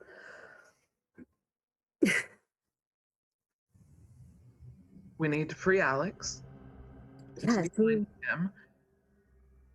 If it would be worth our time and effort, I'm half tempted to take over this place just for the power that it gives, but it is such a wreck.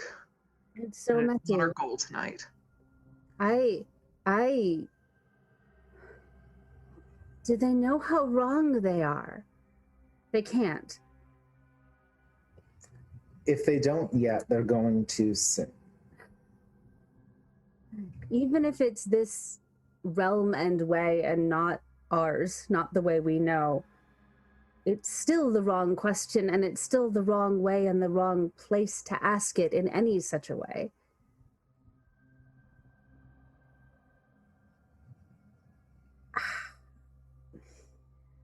We need to find Alex. We do. You made a promise they squander these resources. They do.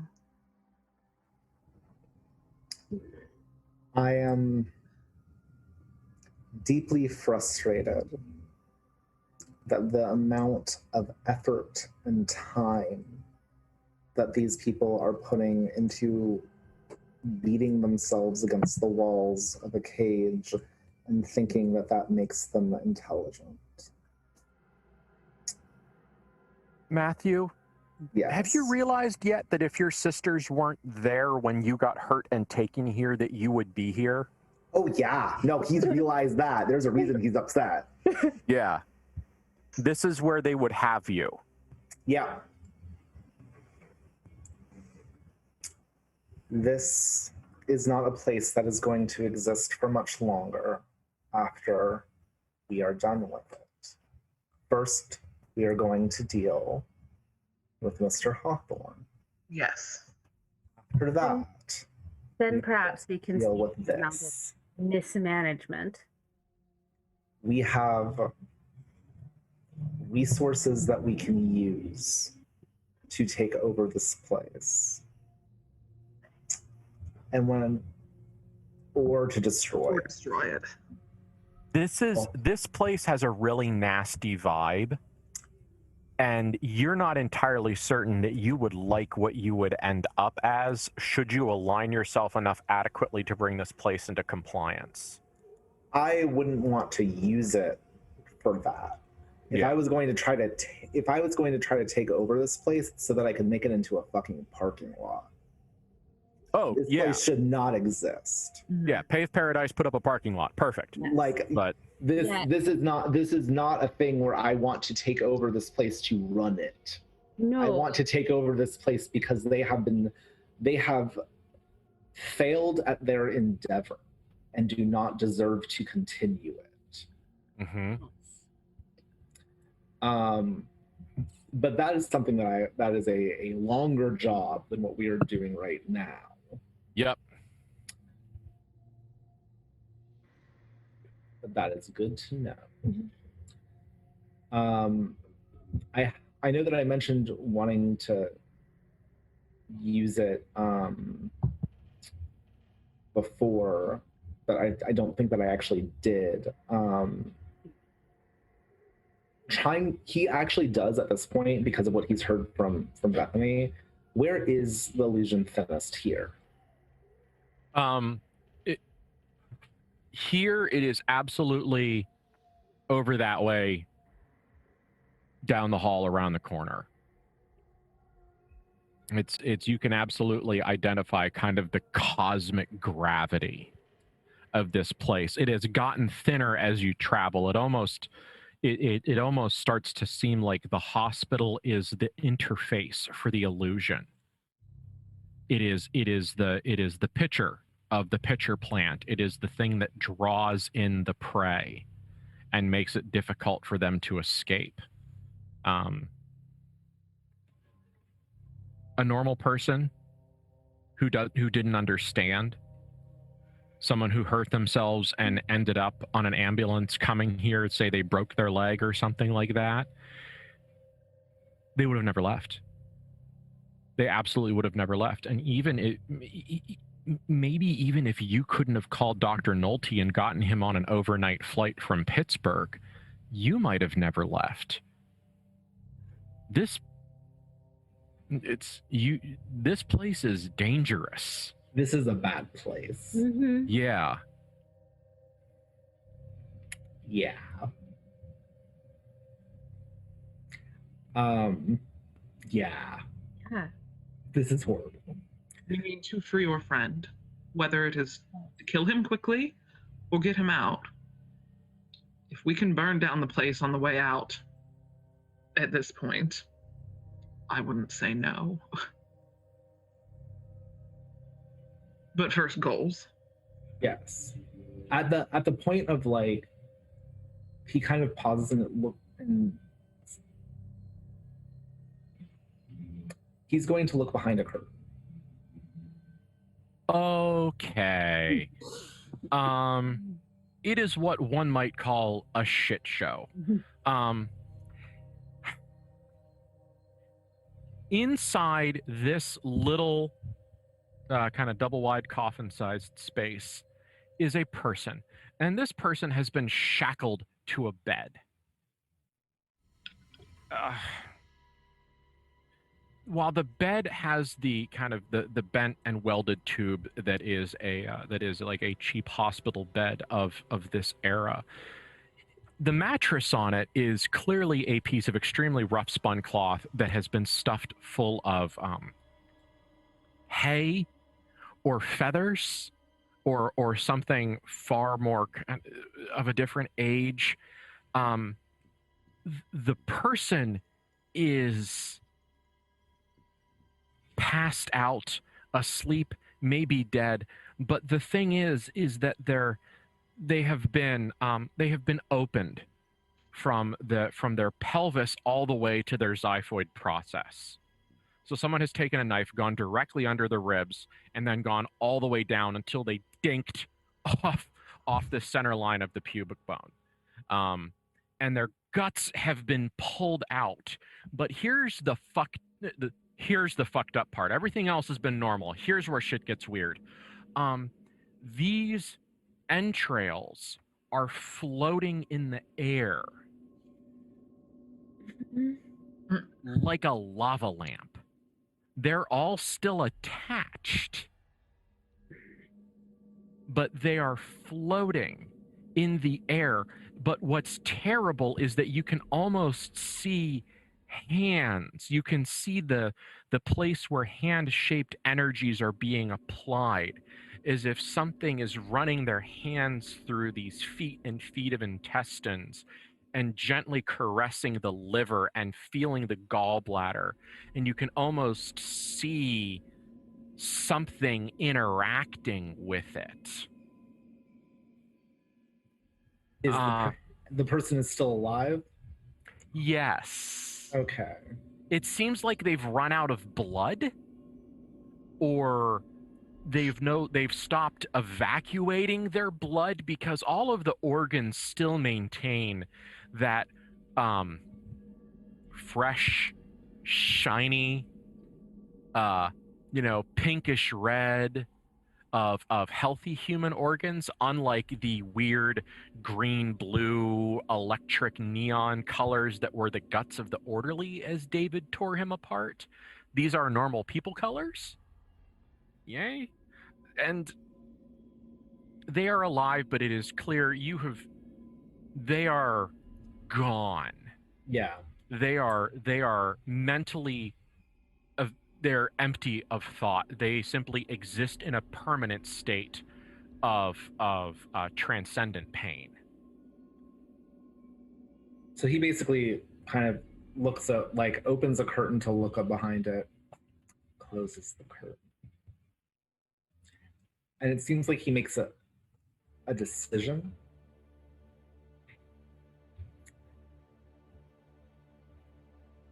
There's something I'll need to do when we leave. But first we need to go to Mr.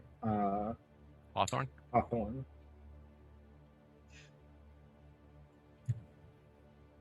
Yes, let's go. Let's go. Bethany, something that's going to stick with you for a while is the absolute perfect virginal blankness of that person's aura. Oh. The way that having their entire being encompassed with pain has wiped everything that they are away. There was no room for thought or emotion in them. That's cool. Yeah.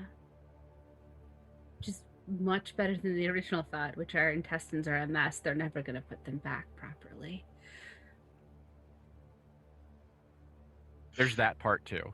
It's very specific. Like, intestines are miles and miles inside of you, and it's very specific, and gut wounds are awful because it's really bad to try and put them back into place and get them to all fit properly. Yeah. Oh, Yeah. That other part's very interesting. Yeah. Mm-hmm. As a matter of fact, I mean, if you could handle it, it would almost be like you weren't even destroying a person at all, because they're really not there. It's really just like it's free real estate. Or, you know, they're not thinking anymore. Their mind is gone. Their aura is just they're a vessel. sure. And if you They're- need to put something in it, then you've made a blank one, and that's far easier than trying to cram something into where something already is. Yeah. this isn't creepy. Just saying, if I need to make a thing later, I've learned a way to make the initial thing go away. Okay. Clara, it's kind of the party order has of course reshuffled around a little bit during this exploratory part. Yeah. And so you are the only person that is standing close enough to David whenever the thing opens, and everyone kind of looks in there, and David looks in there, and you hear him say something. And you think he said, "God is dead." And that's what you think he said, because that makes sense. Yes.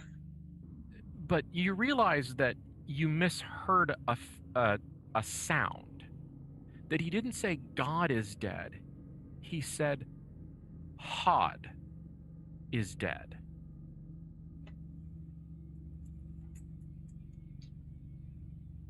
Noted. She kind of looks. Fucking noted. No, she looks at David and goes, "We should talk later." He shrugs. It's as disrespectful as he's ever been, but also clearly he's like, you guys wound his spring and are just sitting there applying pressure on the key. Like, you're not even letting the mechanism settle. Okay. His spring got unwound a couple times. He's murdered a few people. Yeah, that's the thing. Now he's gonna start moving towards the place that he felt was thin. Yeah, absolutely. It's easy. It's almost as if you've been there before.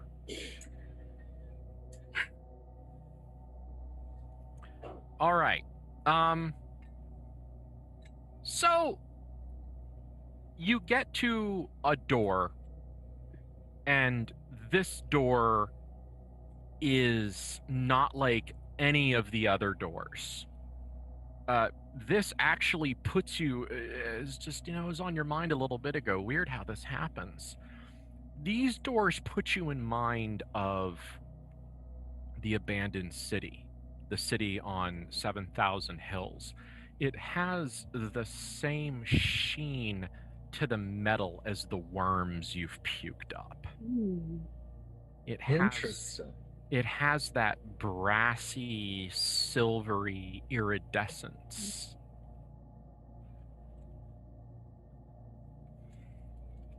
But it's not like, wow, okay, weird. That almost looks like something that would come out of like the abandoned city, our first home, Metropolis. That's so weird. And then you look at the door frame, and they have been forcibly installed. Someone gave these doors the British Museum treatment. Someone fucking stole them and installed them. Neat. Huh. Oh, the keys. Is it locked? Like, Claire, as we are staring at these strange, falsely stolen doors, Claire like just goes to push it open, and if not, she's gonna start searching. Yeah. Yeah, it's they start off with kind of like at your first glance, they have the Geiger vibe. Mm-hmm. So when first you look at them, they've got them biomechanical, lots of ribs and tubing and lots of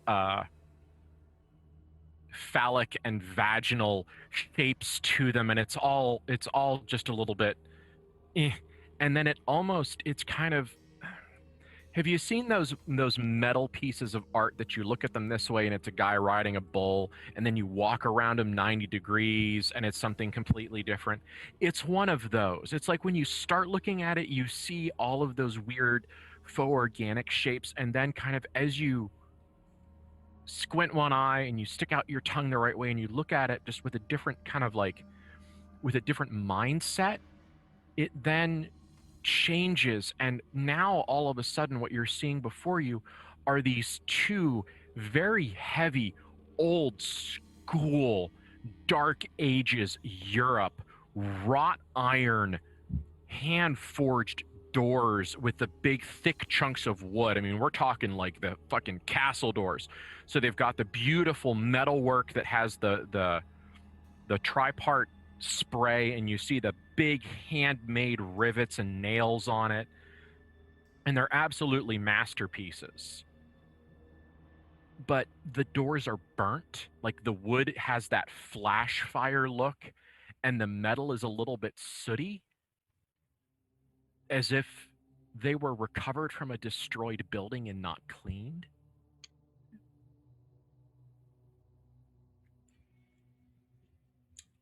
Huh. Yeah. It's like someone recovered a set of doors that was important somehow and put them here. Mhm. Somebody burned their temple and they rebuilt here. Yeah, that's weird. Yeah. If we decide to destroy this place, these doors are what need to get destroyed first. Or at least permanently, or they will rebuild elsewhere, I'm guessing. Do we destroy them or do we take them? I would take them. These are the one thing that's aligned to something that we actually think is right. These doors are a transitional space. You have gone to use Protestant terms. You have gone from the fellowship hall, which is the infected hospital, and now you're in the narthex, the place where the normal people go. And all my church architecture is COE, so It's fine. Protestant adjacent, and it's difficult. You're- Yes. I'm Jewish. Yeah, I'm not asking you. I'm like, Yes. Yeah, so and now what you're entering into is you're entering into the sacred space. Yeah. This is the spot where unimportant parts of the religious behavior happen, and now you're going to go into the place where the large scale, real important, where the real things happen.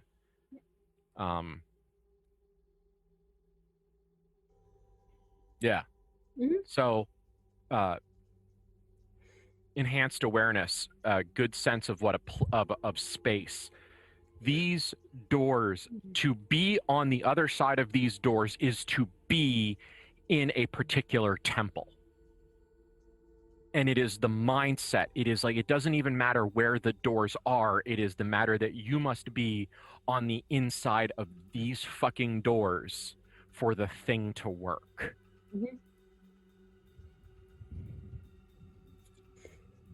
We will be in their temple once we cross these doors. Just so you know. Mm-hmm. We'll be on guard. And she tries to push them open. If they It don't does not. All right, then we're gonna start focusing on those keys and try to get one in whatever and start focusing on the lock. It's not even so much focus. She's trying to vibe with the doors and let it creep into her mind and the feeling of the place and the like a very good enhanced awareness roll when she is very high. And So the guard that she had up, she is letting down so she can just feel keys and dirt and I loved your face, Matthew. hands that touch this door 100 other times, the way that they've touched it and the way that they've turned things and where do they go habitually. She runs her fingers down the door like a lover, trying to find out all of the scratches and creaks and things that you can't really see but you can touch if you feel it full palm. Okay. See what has been touched more. I'm going to put the player on the spot, and if you can't do this, this is fine.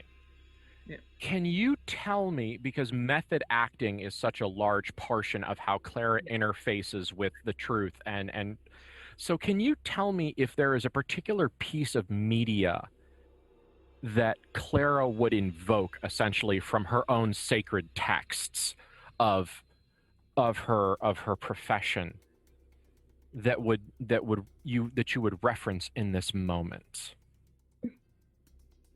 Oh gosh. And if you don't have an answer, that's fine, because that's a bonkers question that you absolutely did not know was coming. Really, what she is feeling, and I don't know what religion the Van Horsts were raised at, probably not Catholic, but she studied a lot of theater, and there's so much ritual, and so much of theater's history is actually in Catholicism. And the studying of the way that you dip fingers in then holy water and then touch yourself before going through the door of like a Catholic church, that you need to be cleansed some way to enter it. And I have, because I was raised Catholic and haven't done it in a real long time, but I have very visceral sense memories of there are ritual things that you do to enter these places. And Clara doesn't know what the right ritual is to enter this respectfully. So she is trying to find where this very dirty door that has been through a fire and been through not literal inferno, but metaphysical hell, maybe. What's clean? What keeps getting used over and over again? What is sacred and what people do here? And I don't remember when The Secret Garden was written. Oh my God, such a good question. I'll keep looking, keep Way earlier. monologuing. But yeah, Go. what parts of the wall do you trace to be let into the secret garden? And sometimes, especially with magical places, you don't look at it. This isn't a spy door where you push the right 3 bricks. This is a place that you have to commune with. 1911.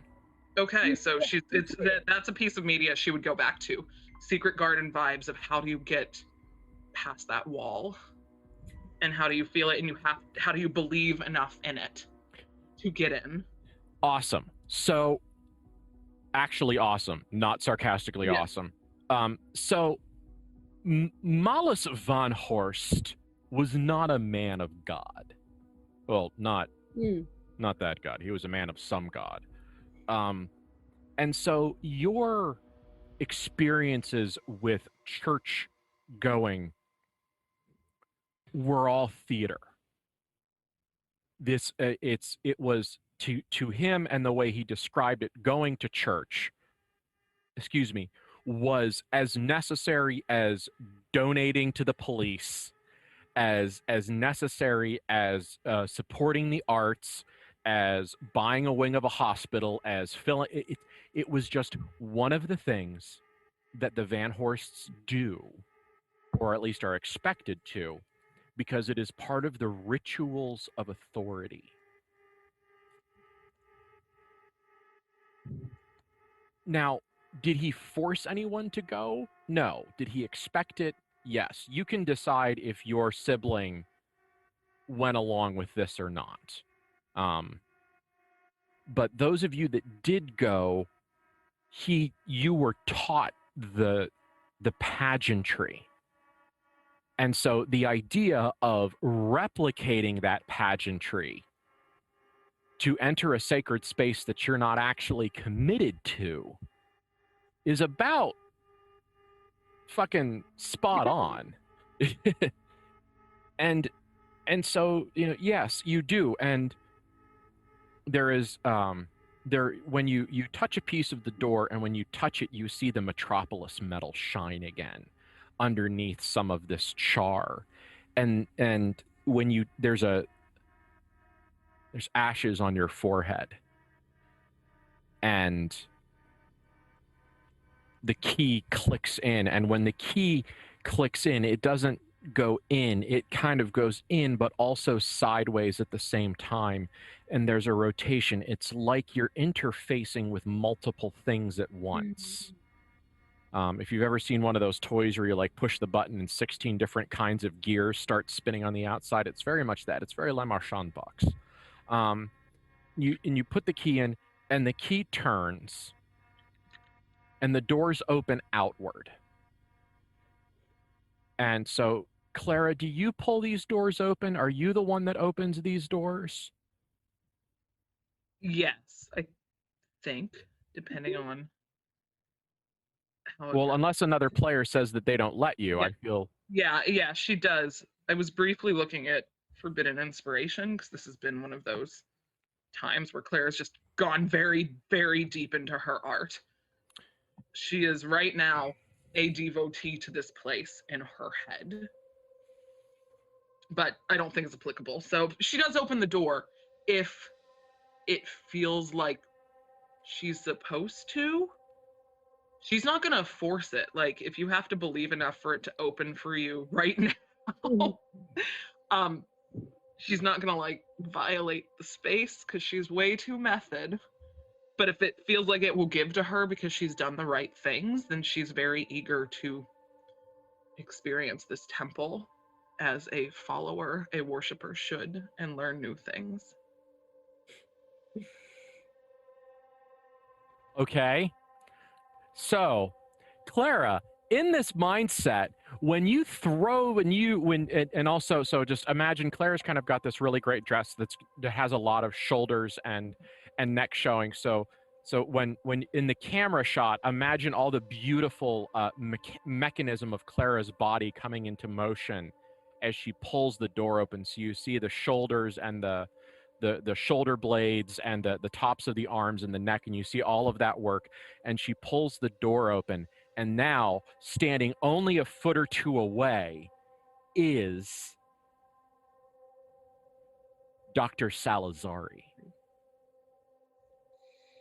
Except Salazari is naked, and he is skinny. He is aesthetically skinny like a penitent, and he has a surgical mask on, but you can see that there's bright uranium flake yellow guck that is dried up and crusted off the mask, and he has something around his shoulders that could be a stethoscope, but it could be some kind of a stole, and it looks like there are scars from self-mortification across his chest, and it honestly looks like he has driven a piece of surgical equipment through his penis, and he looks exceedingly unwell.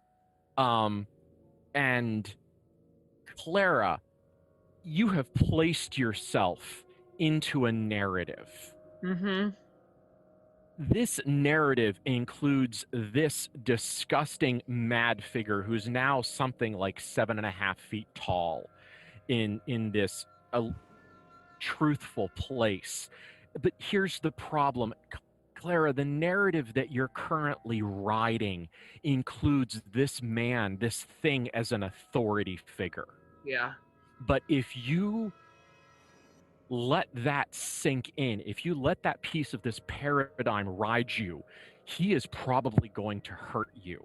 So you need to act under pressure to recognize, to essentially yank on the not the joystick, yank on the wheel and pull yourself out of this nosedive.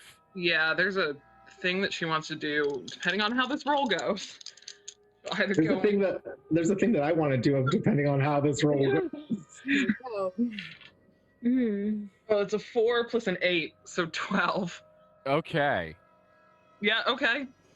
Not a 9. Not a 9. Good. That's what we want. Yep.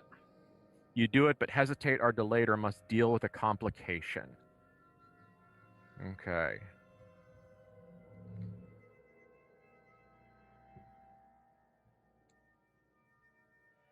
So I Clara, don't want to step on Matthew's toe. yeah, Matthew, tell me what you want to Yeah. do.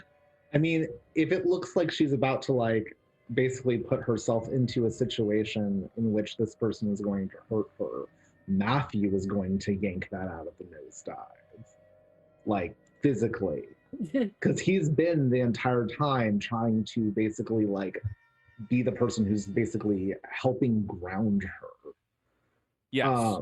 And so like it would depend on how this person would be trying to hurt her, but like Matthew is not going to just stand by with that. I think it's fairly safe to say that Dr. Salazari has no good intentions. Yeah. Like, And so you can see that Clara has whatever. Do you think it's a fear response, Erica? Or just a concern response? Do you think it's shock? Like what kind of, like what's her external signaling here?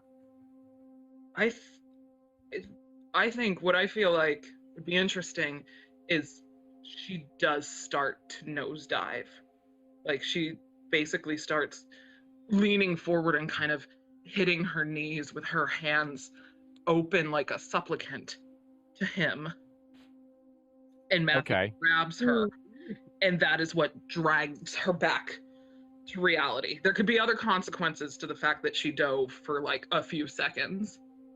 So I like the visual of Clara starting to kneel and then halfway down realizing what's going on, and Matthew between Clara's self-realization and Matthew grabbing her, she does a little bit of a final girl backwards scramble across the floor. Mm-hmm. Like so the complication is that Clara is in a bad position should this escalate. Yep, that works. I think so Matthew's probably first reaction is going to be to try to get Clara, like help Clara to her feet, because the first things out of his mouth are going to be Van Horst's don't kneel. Yeah. Ooh, yeah. Mm-hmm. Okay, we're gonna respond to that in a second because I'm not done with that. Yeah. But let's see what Bethany does, and also additionally, let's see what Bethany tells David to do. Bethany is currently holding, because if Salazari tries to start a thing, Bethany's terrible impulse is to cast Contagious Insanity. Because his insanity is wrong, and he's asking the wrong questions and is crazy, and hers is obviously right then, so fuck that guy. I reject your reality and substitute my own. Yeah, because yours was wrong and I saw it, and I know that mine is equally not right, but it's better. So if you can't do it right, I'll tell you how. So she's not necessarily either stopping David, because they're both still behind. So I feel like it's a gentle resolve of Matthew and Clara before the latter come into play. Okay. But basically, should Salazari make any sort of antagonistic move towards any of the siblings, Bethany is going to cast Contagious Insanity on him, possibly terribly. Well, he is holding he is holding the blade of a bone saw, that nice thick kind of like jagged, oversized santuku sort of thing, but it is set into a bone handle, and the bone handle you are almost entirely certain is a human femur. Oh yeah. So, and he is in these brief moments, he is definitely moving his body forward into a, I don't want to say combat maybe, but definitely into some kind of a, yeah, he looks, his threat language is active. So I would say it's fair play to presume that something bad is about to happen. Okay. Then unless either of the siblings say no right now, Bethany's going to cast Contagious Insanity on this man. I feel like we're taking 2 seconds to kind of recover because Clara wants to do a thing, but she's in Matthew's arms and standing up. So Bethany has that time unless. Okay. Yeah. Yeah. If you don't say no, then that's what's happening. Okay. I want to do one thing before you Contagious Insanity. Yeah. Matthew, how do you feel about Clara right now? I am very worried about her. Are you worried or disappointed? So essentially, okay, let me ask the real question.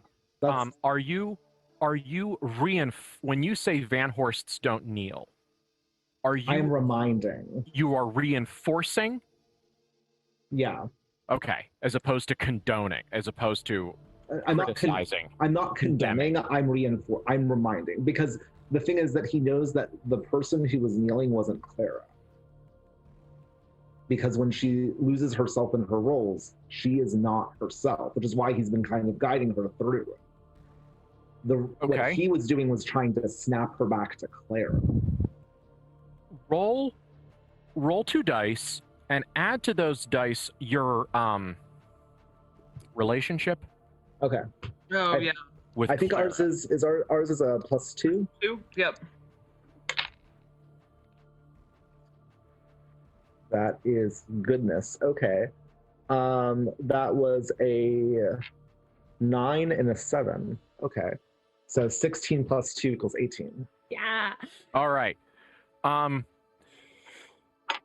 When Matthew looks down at you and he says Van Horsts don't kneel, it is absolutely empowering. It is a recentering and a refocusing. It is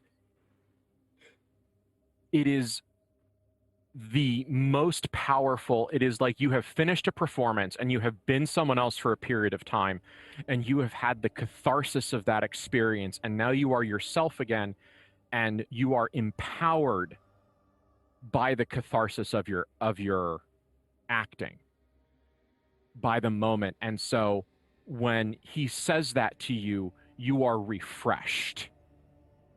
And when he pulls you up, and we see what Bethany does, your next action is going to be at a +2. Yay.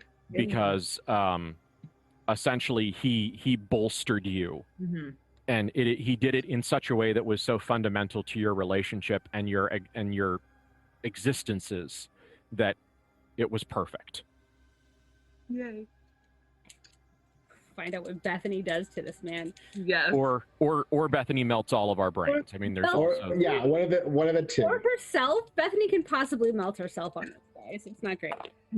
But okay. Okay, but it's plus soul. Because I rolled a 9, but it's plus soul, which is 4, so that's a 13. So we're in the middle of the road. Okay, good. Insanity. Which is. Yeah, you do not want to roll. I don't. Yeah. I don't really want his crazy right now. I really don't. Okay, you get to pick one option. Mm-hmm. You can afflict your victim with a temporary psychosis in which they are haunted by their fears. Mm-hmm. You can trigger a disadvantage within another person. That's pretty much a PC only thing. Yeah. You can affect an additional victim, which doesn't really help in this situation. Or You can call for creatures of madness to haunt the infected. So essentially, you can disable him or annihilate him. Clara almost kneeled to this man, so we, I think, are gonna annihilate him because Van Horst don't kneel. Okay, so Bethany, you are surrounded by meat, and you are surrounded by metal, and you are surrounded by canvas and chrome and all of these things. Essentially, you are surrounded by everything your worst nightmares were made out of. Oh, yeah. And so when you unshackle your mind and you invert your aura, and you take all of the stuff that you keep clenched down out of you and you eject it out of you and you build mayhem out of your environment, what does it look like? I think okay, so part of it is that because he has built this sort of religious ecstasy around madness and harvesting madness, and that the mad, while they themselves are not in control of it, can be used. It becomes a thing where he himself is used in the same way, which means that all of Bethany's fears of being shackled and locked down, and the idea that her the consciousness is wrong, because also his is wrong. Like, Bethany saw it and saw what he's been trying to do, and she knows that it's the wrong question. And so the idea implanted in that is like orderlies coming and clothing him, but not just clothing him in robes. His robes become a straitjacket, and they wrap around him and they tie him tighter. And the idea of the question of where is God, as he's not here, he's not for you, like, becomes tighter and tighter and tighter. And the futileness of all of the suffering that he has caused in his ecstasy comes in as bindings to pull him back down to what is the illusion. And he loses this ecstasy that is happening because he misused it. Well, I don't have anything else to fucking add to that. Yeah, rock star. Good job. And yeah, it's that happens. Being held down and tortured and like pulled apart or together into truth or into illusion by this, and Clara is standing up. Oh, I was gonna say, I think part of it is definitely the idea of like, I want to feel like Bethany is hearing his thoughts, of like his protests and thoughts as this starts to happen. I want, like, if she's starting to hear them, the idea of that person who was maybe not a person, who was dragged down the hall by the orderly, that it wasn't just a straitjacket, that it was also chains and shackles and all of these things that bound them to essentially a cocoon, that like, so that they weren't a person anymore, or possibly never a person. So like, any of his protests become some sort of shackle or chain or leather strap or any sort of restraint that binds him tighter into this tiny cocoon of what is supposed to be. And you want him to end up in the illusion. Yes, caught in it, caught knowing that he saw past it, and that anytime he tries to sell someone what was past the illusion, he's told he's mad. Okay. So that's baller. What Clara wants to do is Matthew picks her up and has this moment of grounding her and bringing her back and says, Van Horst, don't kneel. She turns and like grabs his collar of his shirt and kisses him very hard, because Bethany's doing work. We got time. Don't do your shit. And then she pulls away from the kiss and grabs the knife from her garter belt again and looks at the writhing, withering, tiny, tortured thing he's become and says, but we show mercy. And walks forward and goes for the cervical vertebrae, as David had taught her Yes. a half an hour ago. Might not be there, but she's walking slow, high heels, and the viscera and the chains and the dirty straitjackets that are on the floor and reaching up around him. And the orderlies, which were essentially summoned by Bethany, which means that they are imprinted by her. So these thick-set, like, mutant Urukai-looking sumbitches actually, like, slouch away with all of these animalistic grunting noises in that kind of, like, you know, Island of Dr. Moreau sort of vibe. And yeah, you can find the vertebrae. You can kind of feel a head there, or maybe more accurately, you can feel where his mouth has been like gagged and bridled. And so you can kind of like feel yes, you cannot feel his head. You can feel all of the containment. So you can feel the Lecter mask. We all know what the hell I mean. You can feel the mask, and you can feel the blindfold and the straps, and you can touchy-feely it down to his neck, and you can work your way in. And it's not entirely fast because there's a lot of canvas and leather to get through, but it only takes about 30 seconds before you can really just kind of dig down through the oversized carrot and feel a couple pieces of bone. And it's not a perfect cut. I mean, it's not the most artistic thing you've ever done, but you do manage to find what you think is two vertebrae and slide the knife through. And it does go limp. And in this place of power, she just lets go and goes, for Metropolis. You get a sense that you were right.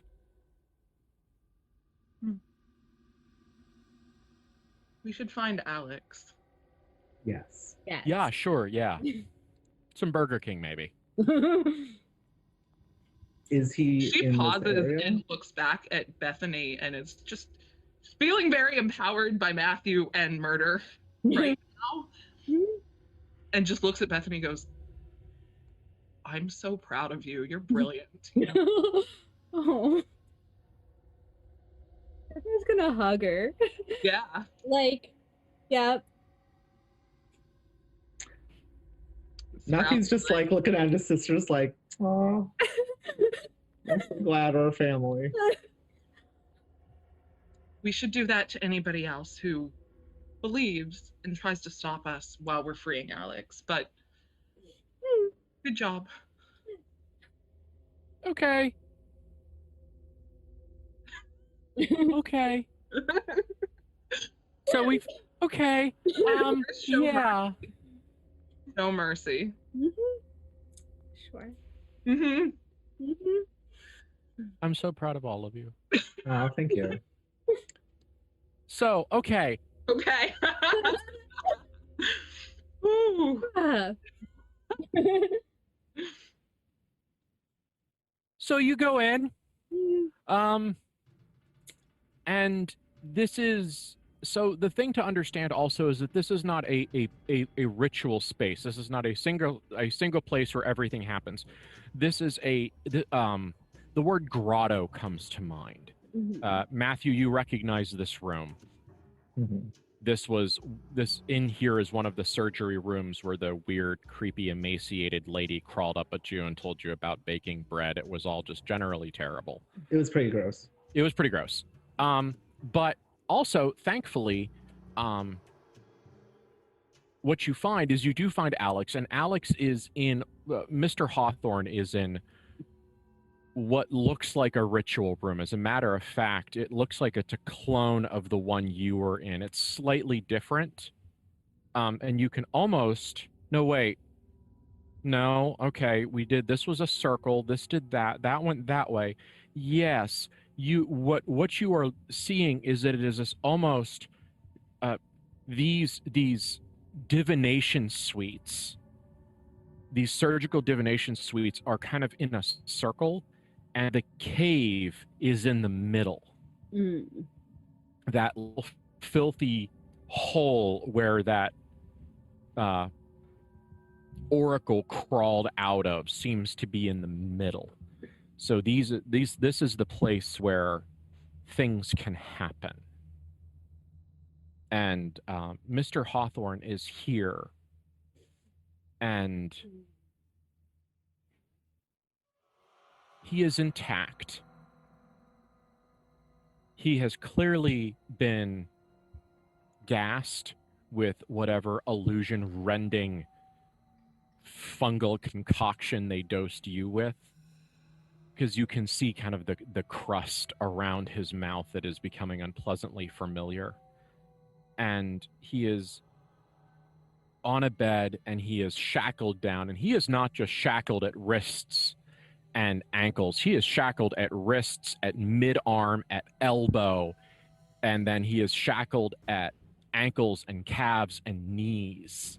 He is not, his leverage has been reduced to zero. He can't even do a very convincing wriggle under these circumstances. But he does see you, and his face betrays shock. Clearly, he didn't particularly actually expect you to arrive. Clara, can I have the keys? Of course. She hands over the keys. He will go to where he's shackled. Okay.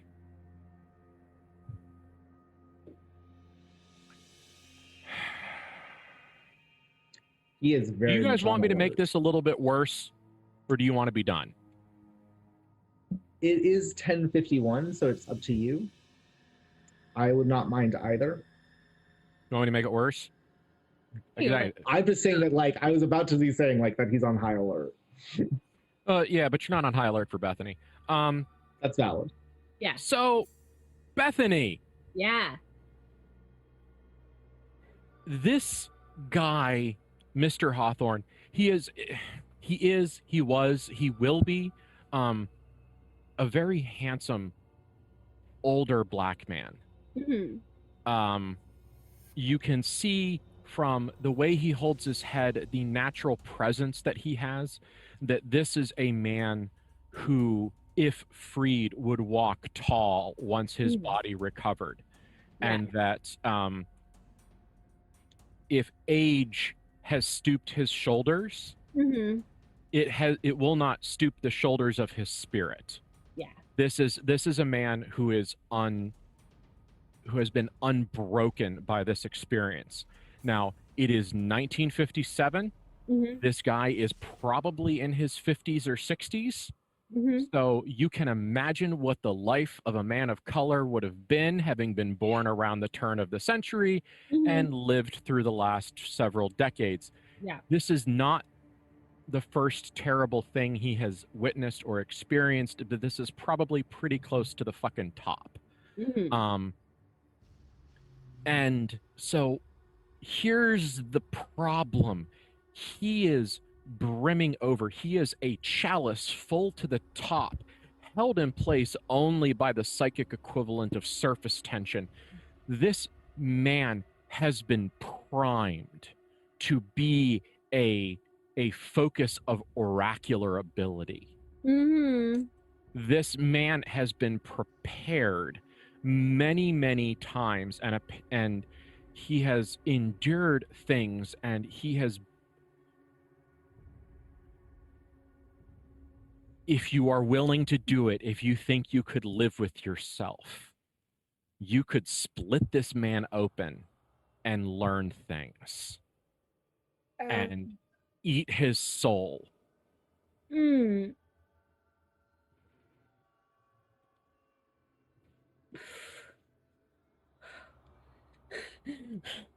Oh, that's a really terrible question in her brain, because the question is how much? She can't eat his whole soul. We came through this whole thing to get him out of here. And if a taste won't do it, then it's not worth it. Well, you're going to have to cut him open. Are you willing to eviscerate this man one more time to learn a secret?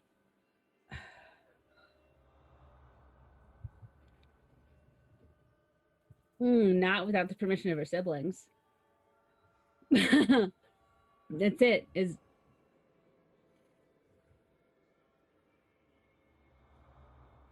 He has secrets, and I could know things. But I would have to do to him what this place has done to him. And I don't trust myself that it is worth it. We are not these people. We're better than them. We will find our own ways to find secrets. Make a friend of him, then, I think, because he is primed and he should not be wasted. We don't forget our debts. If he wants to live, he should live. I didn't say it Doesn't, we kill won't waste him. him. I didn't say it would kill him. I said it would open him. But if Matthew says that we shouldn't. But we should not lose track of him because he is full of potential. And he should become an asset, and we protect our assets. And if someone else should drain our asset, they would know our wrath.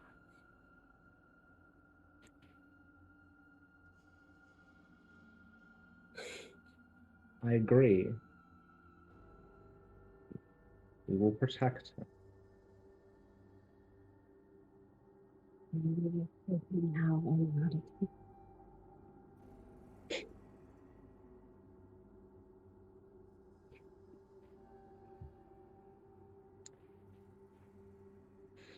We will protect him. David, kill anything that stops us from getting out of this hospital with him.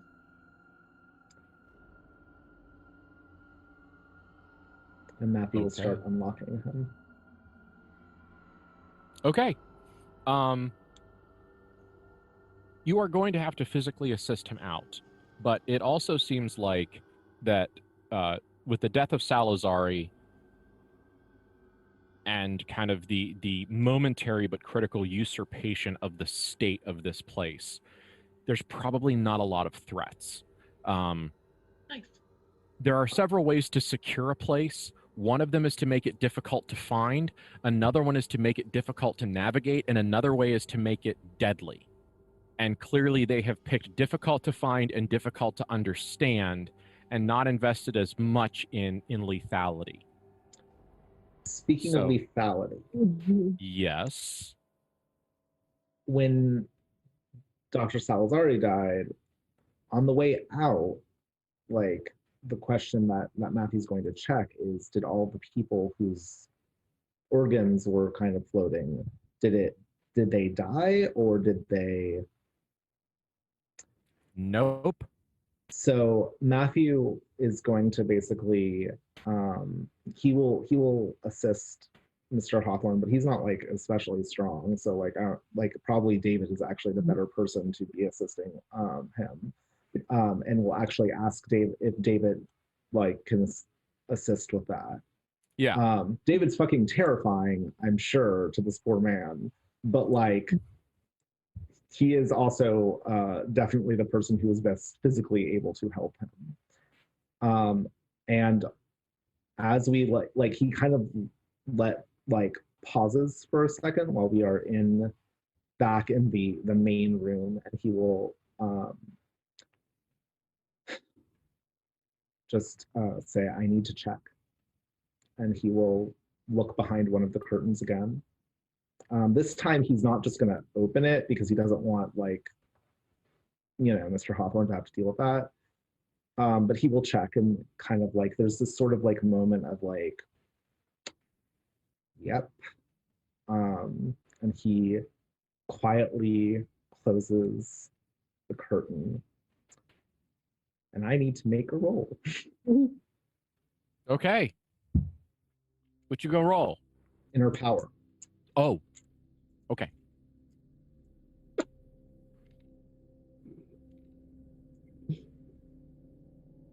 Oh, No, that was just yep, that's the thing that's happening, I guess. Face. I just 2 or want to check. 20. 2 or 20. It's a good one. Okay. I'm just checking to make sure that what I know exactly what happens. Plus soul. Did you break 15?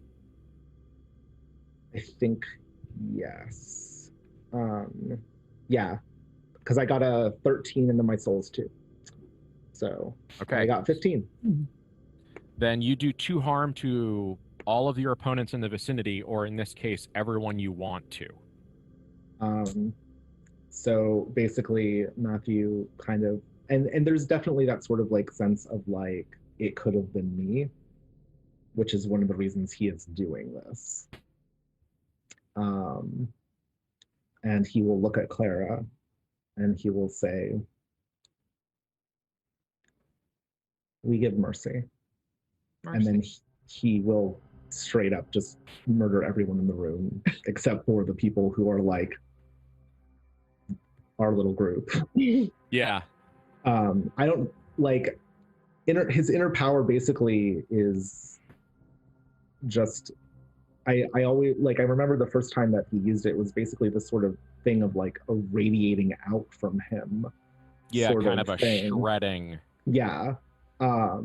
And so I kind of like the idea that like it just passes through the people who like aren't harmed by it, like the people who are basically protected. Okay. And like it's that sort of thing where like you can see it coming towards you and it's just like it's just completely harmless, and then like behind you like that person is just like pulp. I dig it. So, and the thing that's like interesting for me about it is that like this is basically a thing where like they all have like the curtains are closed, like, but it's just the sort of sound of just flesh. Yep. I want to know a really shitty thing. Bethany does. Oh, are you gonna eat all their souls? No, I want to know if there's a different answer now. Oh my god, I love you. Bethany just wants to know if there's a different answer. We'll handle that last. 2 things need to happen. First of all, we need to address Matthew committing area of effect euthanasia. And the thing that I want to make clear is that when he says that like we give mercy, it is 100% feeding into that idea that Clara was giving before of like euthanasia as a form of noblesse oblige. Yeah. Like, okay. Claire's we are your rulers. We are giving you a gift. It's She's so got gross. her hands on his It's so gross. It's so gross. It's so gross. It is so gross. fucking gross. And she's so proud and supportive, like shoulders, just gently kissing the back of his neck because she knows this is hard.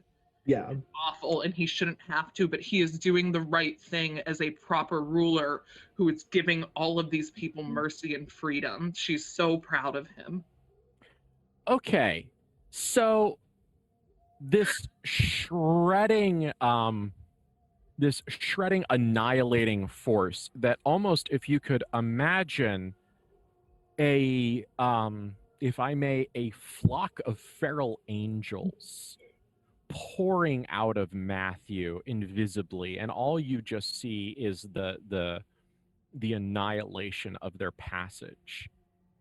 And so you, as it goes out, you hear shredding noises and pulping noises and the sounds of bones cracking and the weird, distinct sound of strange, sharp things under tension scraping across bone and metal.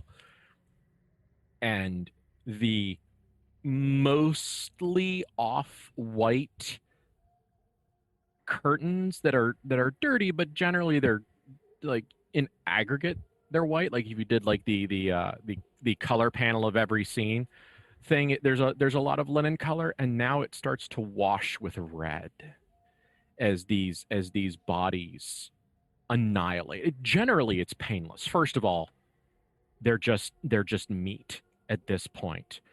But they do have souls in them, and so the first thing you see is the shredding of the meat and the annihilation of the flesh, and then the release of the souls, because you are not all the way in the illusion, and so you see the evacuation of the bodies, and you see some soul, you see them kind of go different places and vanish and fade. And what's interesting but also very sad is that none of them are very distinct. They look very much like mannequins. It looks almost as if their experience has already sloughed away a majority of what they were. They have just been suffering and potential for so long that they're missing a majority of their essential individuality. And you are reminded of an angel who told you that every time he didn't like what happened, he killed everyone involved and cycled their souls through reincarnation so that he could try again. And in this moment, you are that angel. I am, I believe, literally using that angel's power. You are. You are. Not, there's no parallels at all. It's fine. No. I also just realized that I think this is the first time that David has actually seen Matthew, or I think even known that Matthew has this power. Yeah, we'll deal with that next. We'll deal with that later. We'll deal with that later. So the thing that you do see, and anyone who wants to see this can, is that this is not an instantaneous passage. There is an amount of time in this nebulous space where this shredding annihilation, it leaves Matthew's self and goes around the corner. And what you do see is, as it starts to leave, you see the two temple doors start to swing shut. Mm. And at the very last moment, as it does, you see an old, withered crone hand reach out and like finish pulling the door shut, getting those last bits of leverage, it seems. Mm. And then the doors shut, and when this inner power strikes the doors, they flake away. But just a front layer. As if they had been painted in thick latex or acrylic paint, and now they have been sandblasted off the wall. Mm. Because whatever held that little piece here is gone. And Bethany, there's not a lot of maybes left in this place. Mm-hmm. But there is, in this single moment, there is an echo. And so if you want to ask a question, you're going to need to roll plus soul. Okay. And before you do that, you're going to need to break a 15 to not have disaster. So it's essentially, you're either going to roll great success or epic failure. So we're eliminating the 10 to 14 option in this completely arbitrary made-up roll. I mean, that's fine, says me. I just wanted you to know what you were doing. This is not about to stop Bethany. Okay. I will stop if other players tell me not to right now. Yeah, we always shy away from consequences. Just saying. Y'all could be like, we did a lot today. I mean, I'm sure we'll deal with the consequences tomorrow. It's fine, because I rolled an 11 plus 4 is soul, so that's 15. So I did it. Okay. Ask your fucking question. Which is, her question is the prophecy different from the splatter of everybody on the linen, like that she was reading the first time, where they were asking the wrong question and it was the wrong like set of answers showing up? She just wants to know if it's different now that they removed that guy and Matthew did a thing. Like, is it new prophecy? Yes, it is. There is, in a moment before, they're essentially in the let's go back to the nuclear bomb. Okay. There is a outward destructive force, and this is mostly energy. So we're dealing with a lot of light and heat going out. It's also a concussive force, but that happens later. So the first thing that happens is light speed energy leaving. And then there is slower than light speed concussive force coming out. And what it does is it creates a giant bubble of vacuum. And then everything sucks back in. And that's what creates the mushroom cloud, that in and out and smush and up and away from the earth.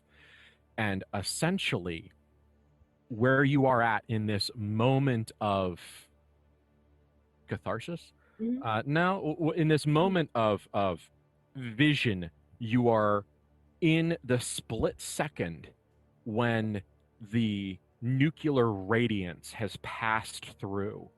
But before the annihilating slap of the concussive force wave follows it, you're in that seconds big moment where everything is already dead,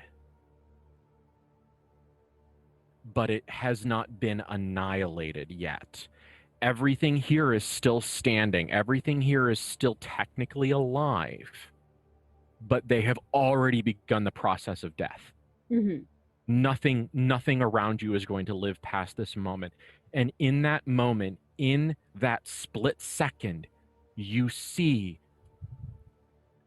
splashed against all of these linens now with their billowing and their moving and their changing shape are after images of the siblings, as if you yourselves were nuclear bombs and burned your own shadows into the world around you. And then everything explodes in red, wet nonsense as the physical devastation of Matthew's power catches up with the spiritual devastation.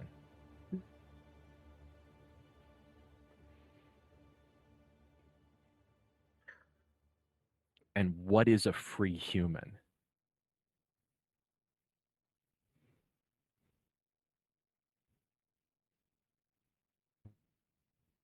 But a chisel placed against the cervical vertebrae of a lie.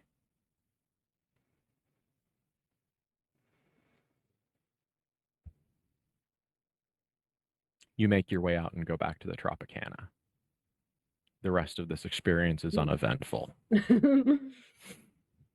You stopped for Whataburger.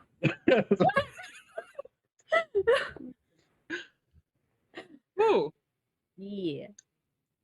fun times. Yeah. Yeah. So, real quick, how are we?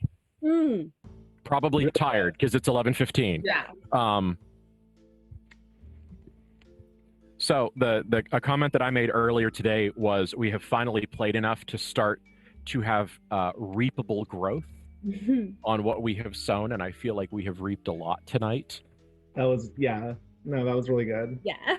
And we will see what Mr. Hawthorne has to say, or whether or not he just wants to like go live on the other side of the country and think about none of this ever again.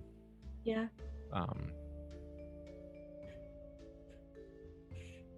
And I think that's going to be it for us. I mean, we're probably going to decompress later, but it's 11:15. I know that at least our East Coast people are probably tired. So, guys, thank you. We're gonna do all of our thank yous. Thank you to my players, because you guys are great. This was a fantastic game, and it was almost entirely like improv. We did not sit down and path all of this out. We wing the fuck out of it, and I think we do okay. I want to thank Curtis, who makes us look good, who makes us sound good, who shows us off. We are like we're Curtis's trophy wives. We're just and so if you want to know more, if you want to pick up a copy of the game, if you want to figure out who Hod is and if he's actually fucking dead, go to KULT there is now a honest to goodness ttrpg theater website, which is absolutely awesome. and it just came out. Let me see if I have that. Yes, it's ttrptheater.com. If you want to go straight to us and look at our beautiful faces one more time, it's ttrptheater.com/Plays of Wrath and Tears. It is a beautiful website, and we are going to be bulking it out more. So please check that out. Please subscribe. Do all of that. Do all of that good social media stuff. Like TTRP Theater on Facebook, and you can follow them on Twitter. You can follow them on Twitch. The more numbers they get, the better they do. The better they do, the better we do. The better we do, the more fun we have. So eat your beans for every meal. And so once again, also, KULT is a horror game. KULT is a very serious, crazy, weird horror game that deals with a lot of adult themes. Sometimes you realize that you had a messed up night beforehand. Sometimes you don't. So, always watch and play responsibly. Take care of the players. Learn and use your safety mechanics. We use them on the break. If you act like the Van Horsts, go to therapy. If you act like David, turn yourself in. But thank you very much. We always have a fantastic time doing this for you. And we thank you, Helmgast, and all the people that work on KULT Divinity Lost. And we will see you. No shit. We will see you next fucking week, because tonight was a makeup game because we all have dear ones that we wanted to spend Valentine's Day with. And so we will see you next week in one whole week on the whatever the hell it is, the 28th of February. Oh my God, it's almost March. Mm-hmm. I'm not over March of last year yet. And so we thank you very much for your time and your watching, and we hope to see you and hear from you soon. Thank you very much. Good night.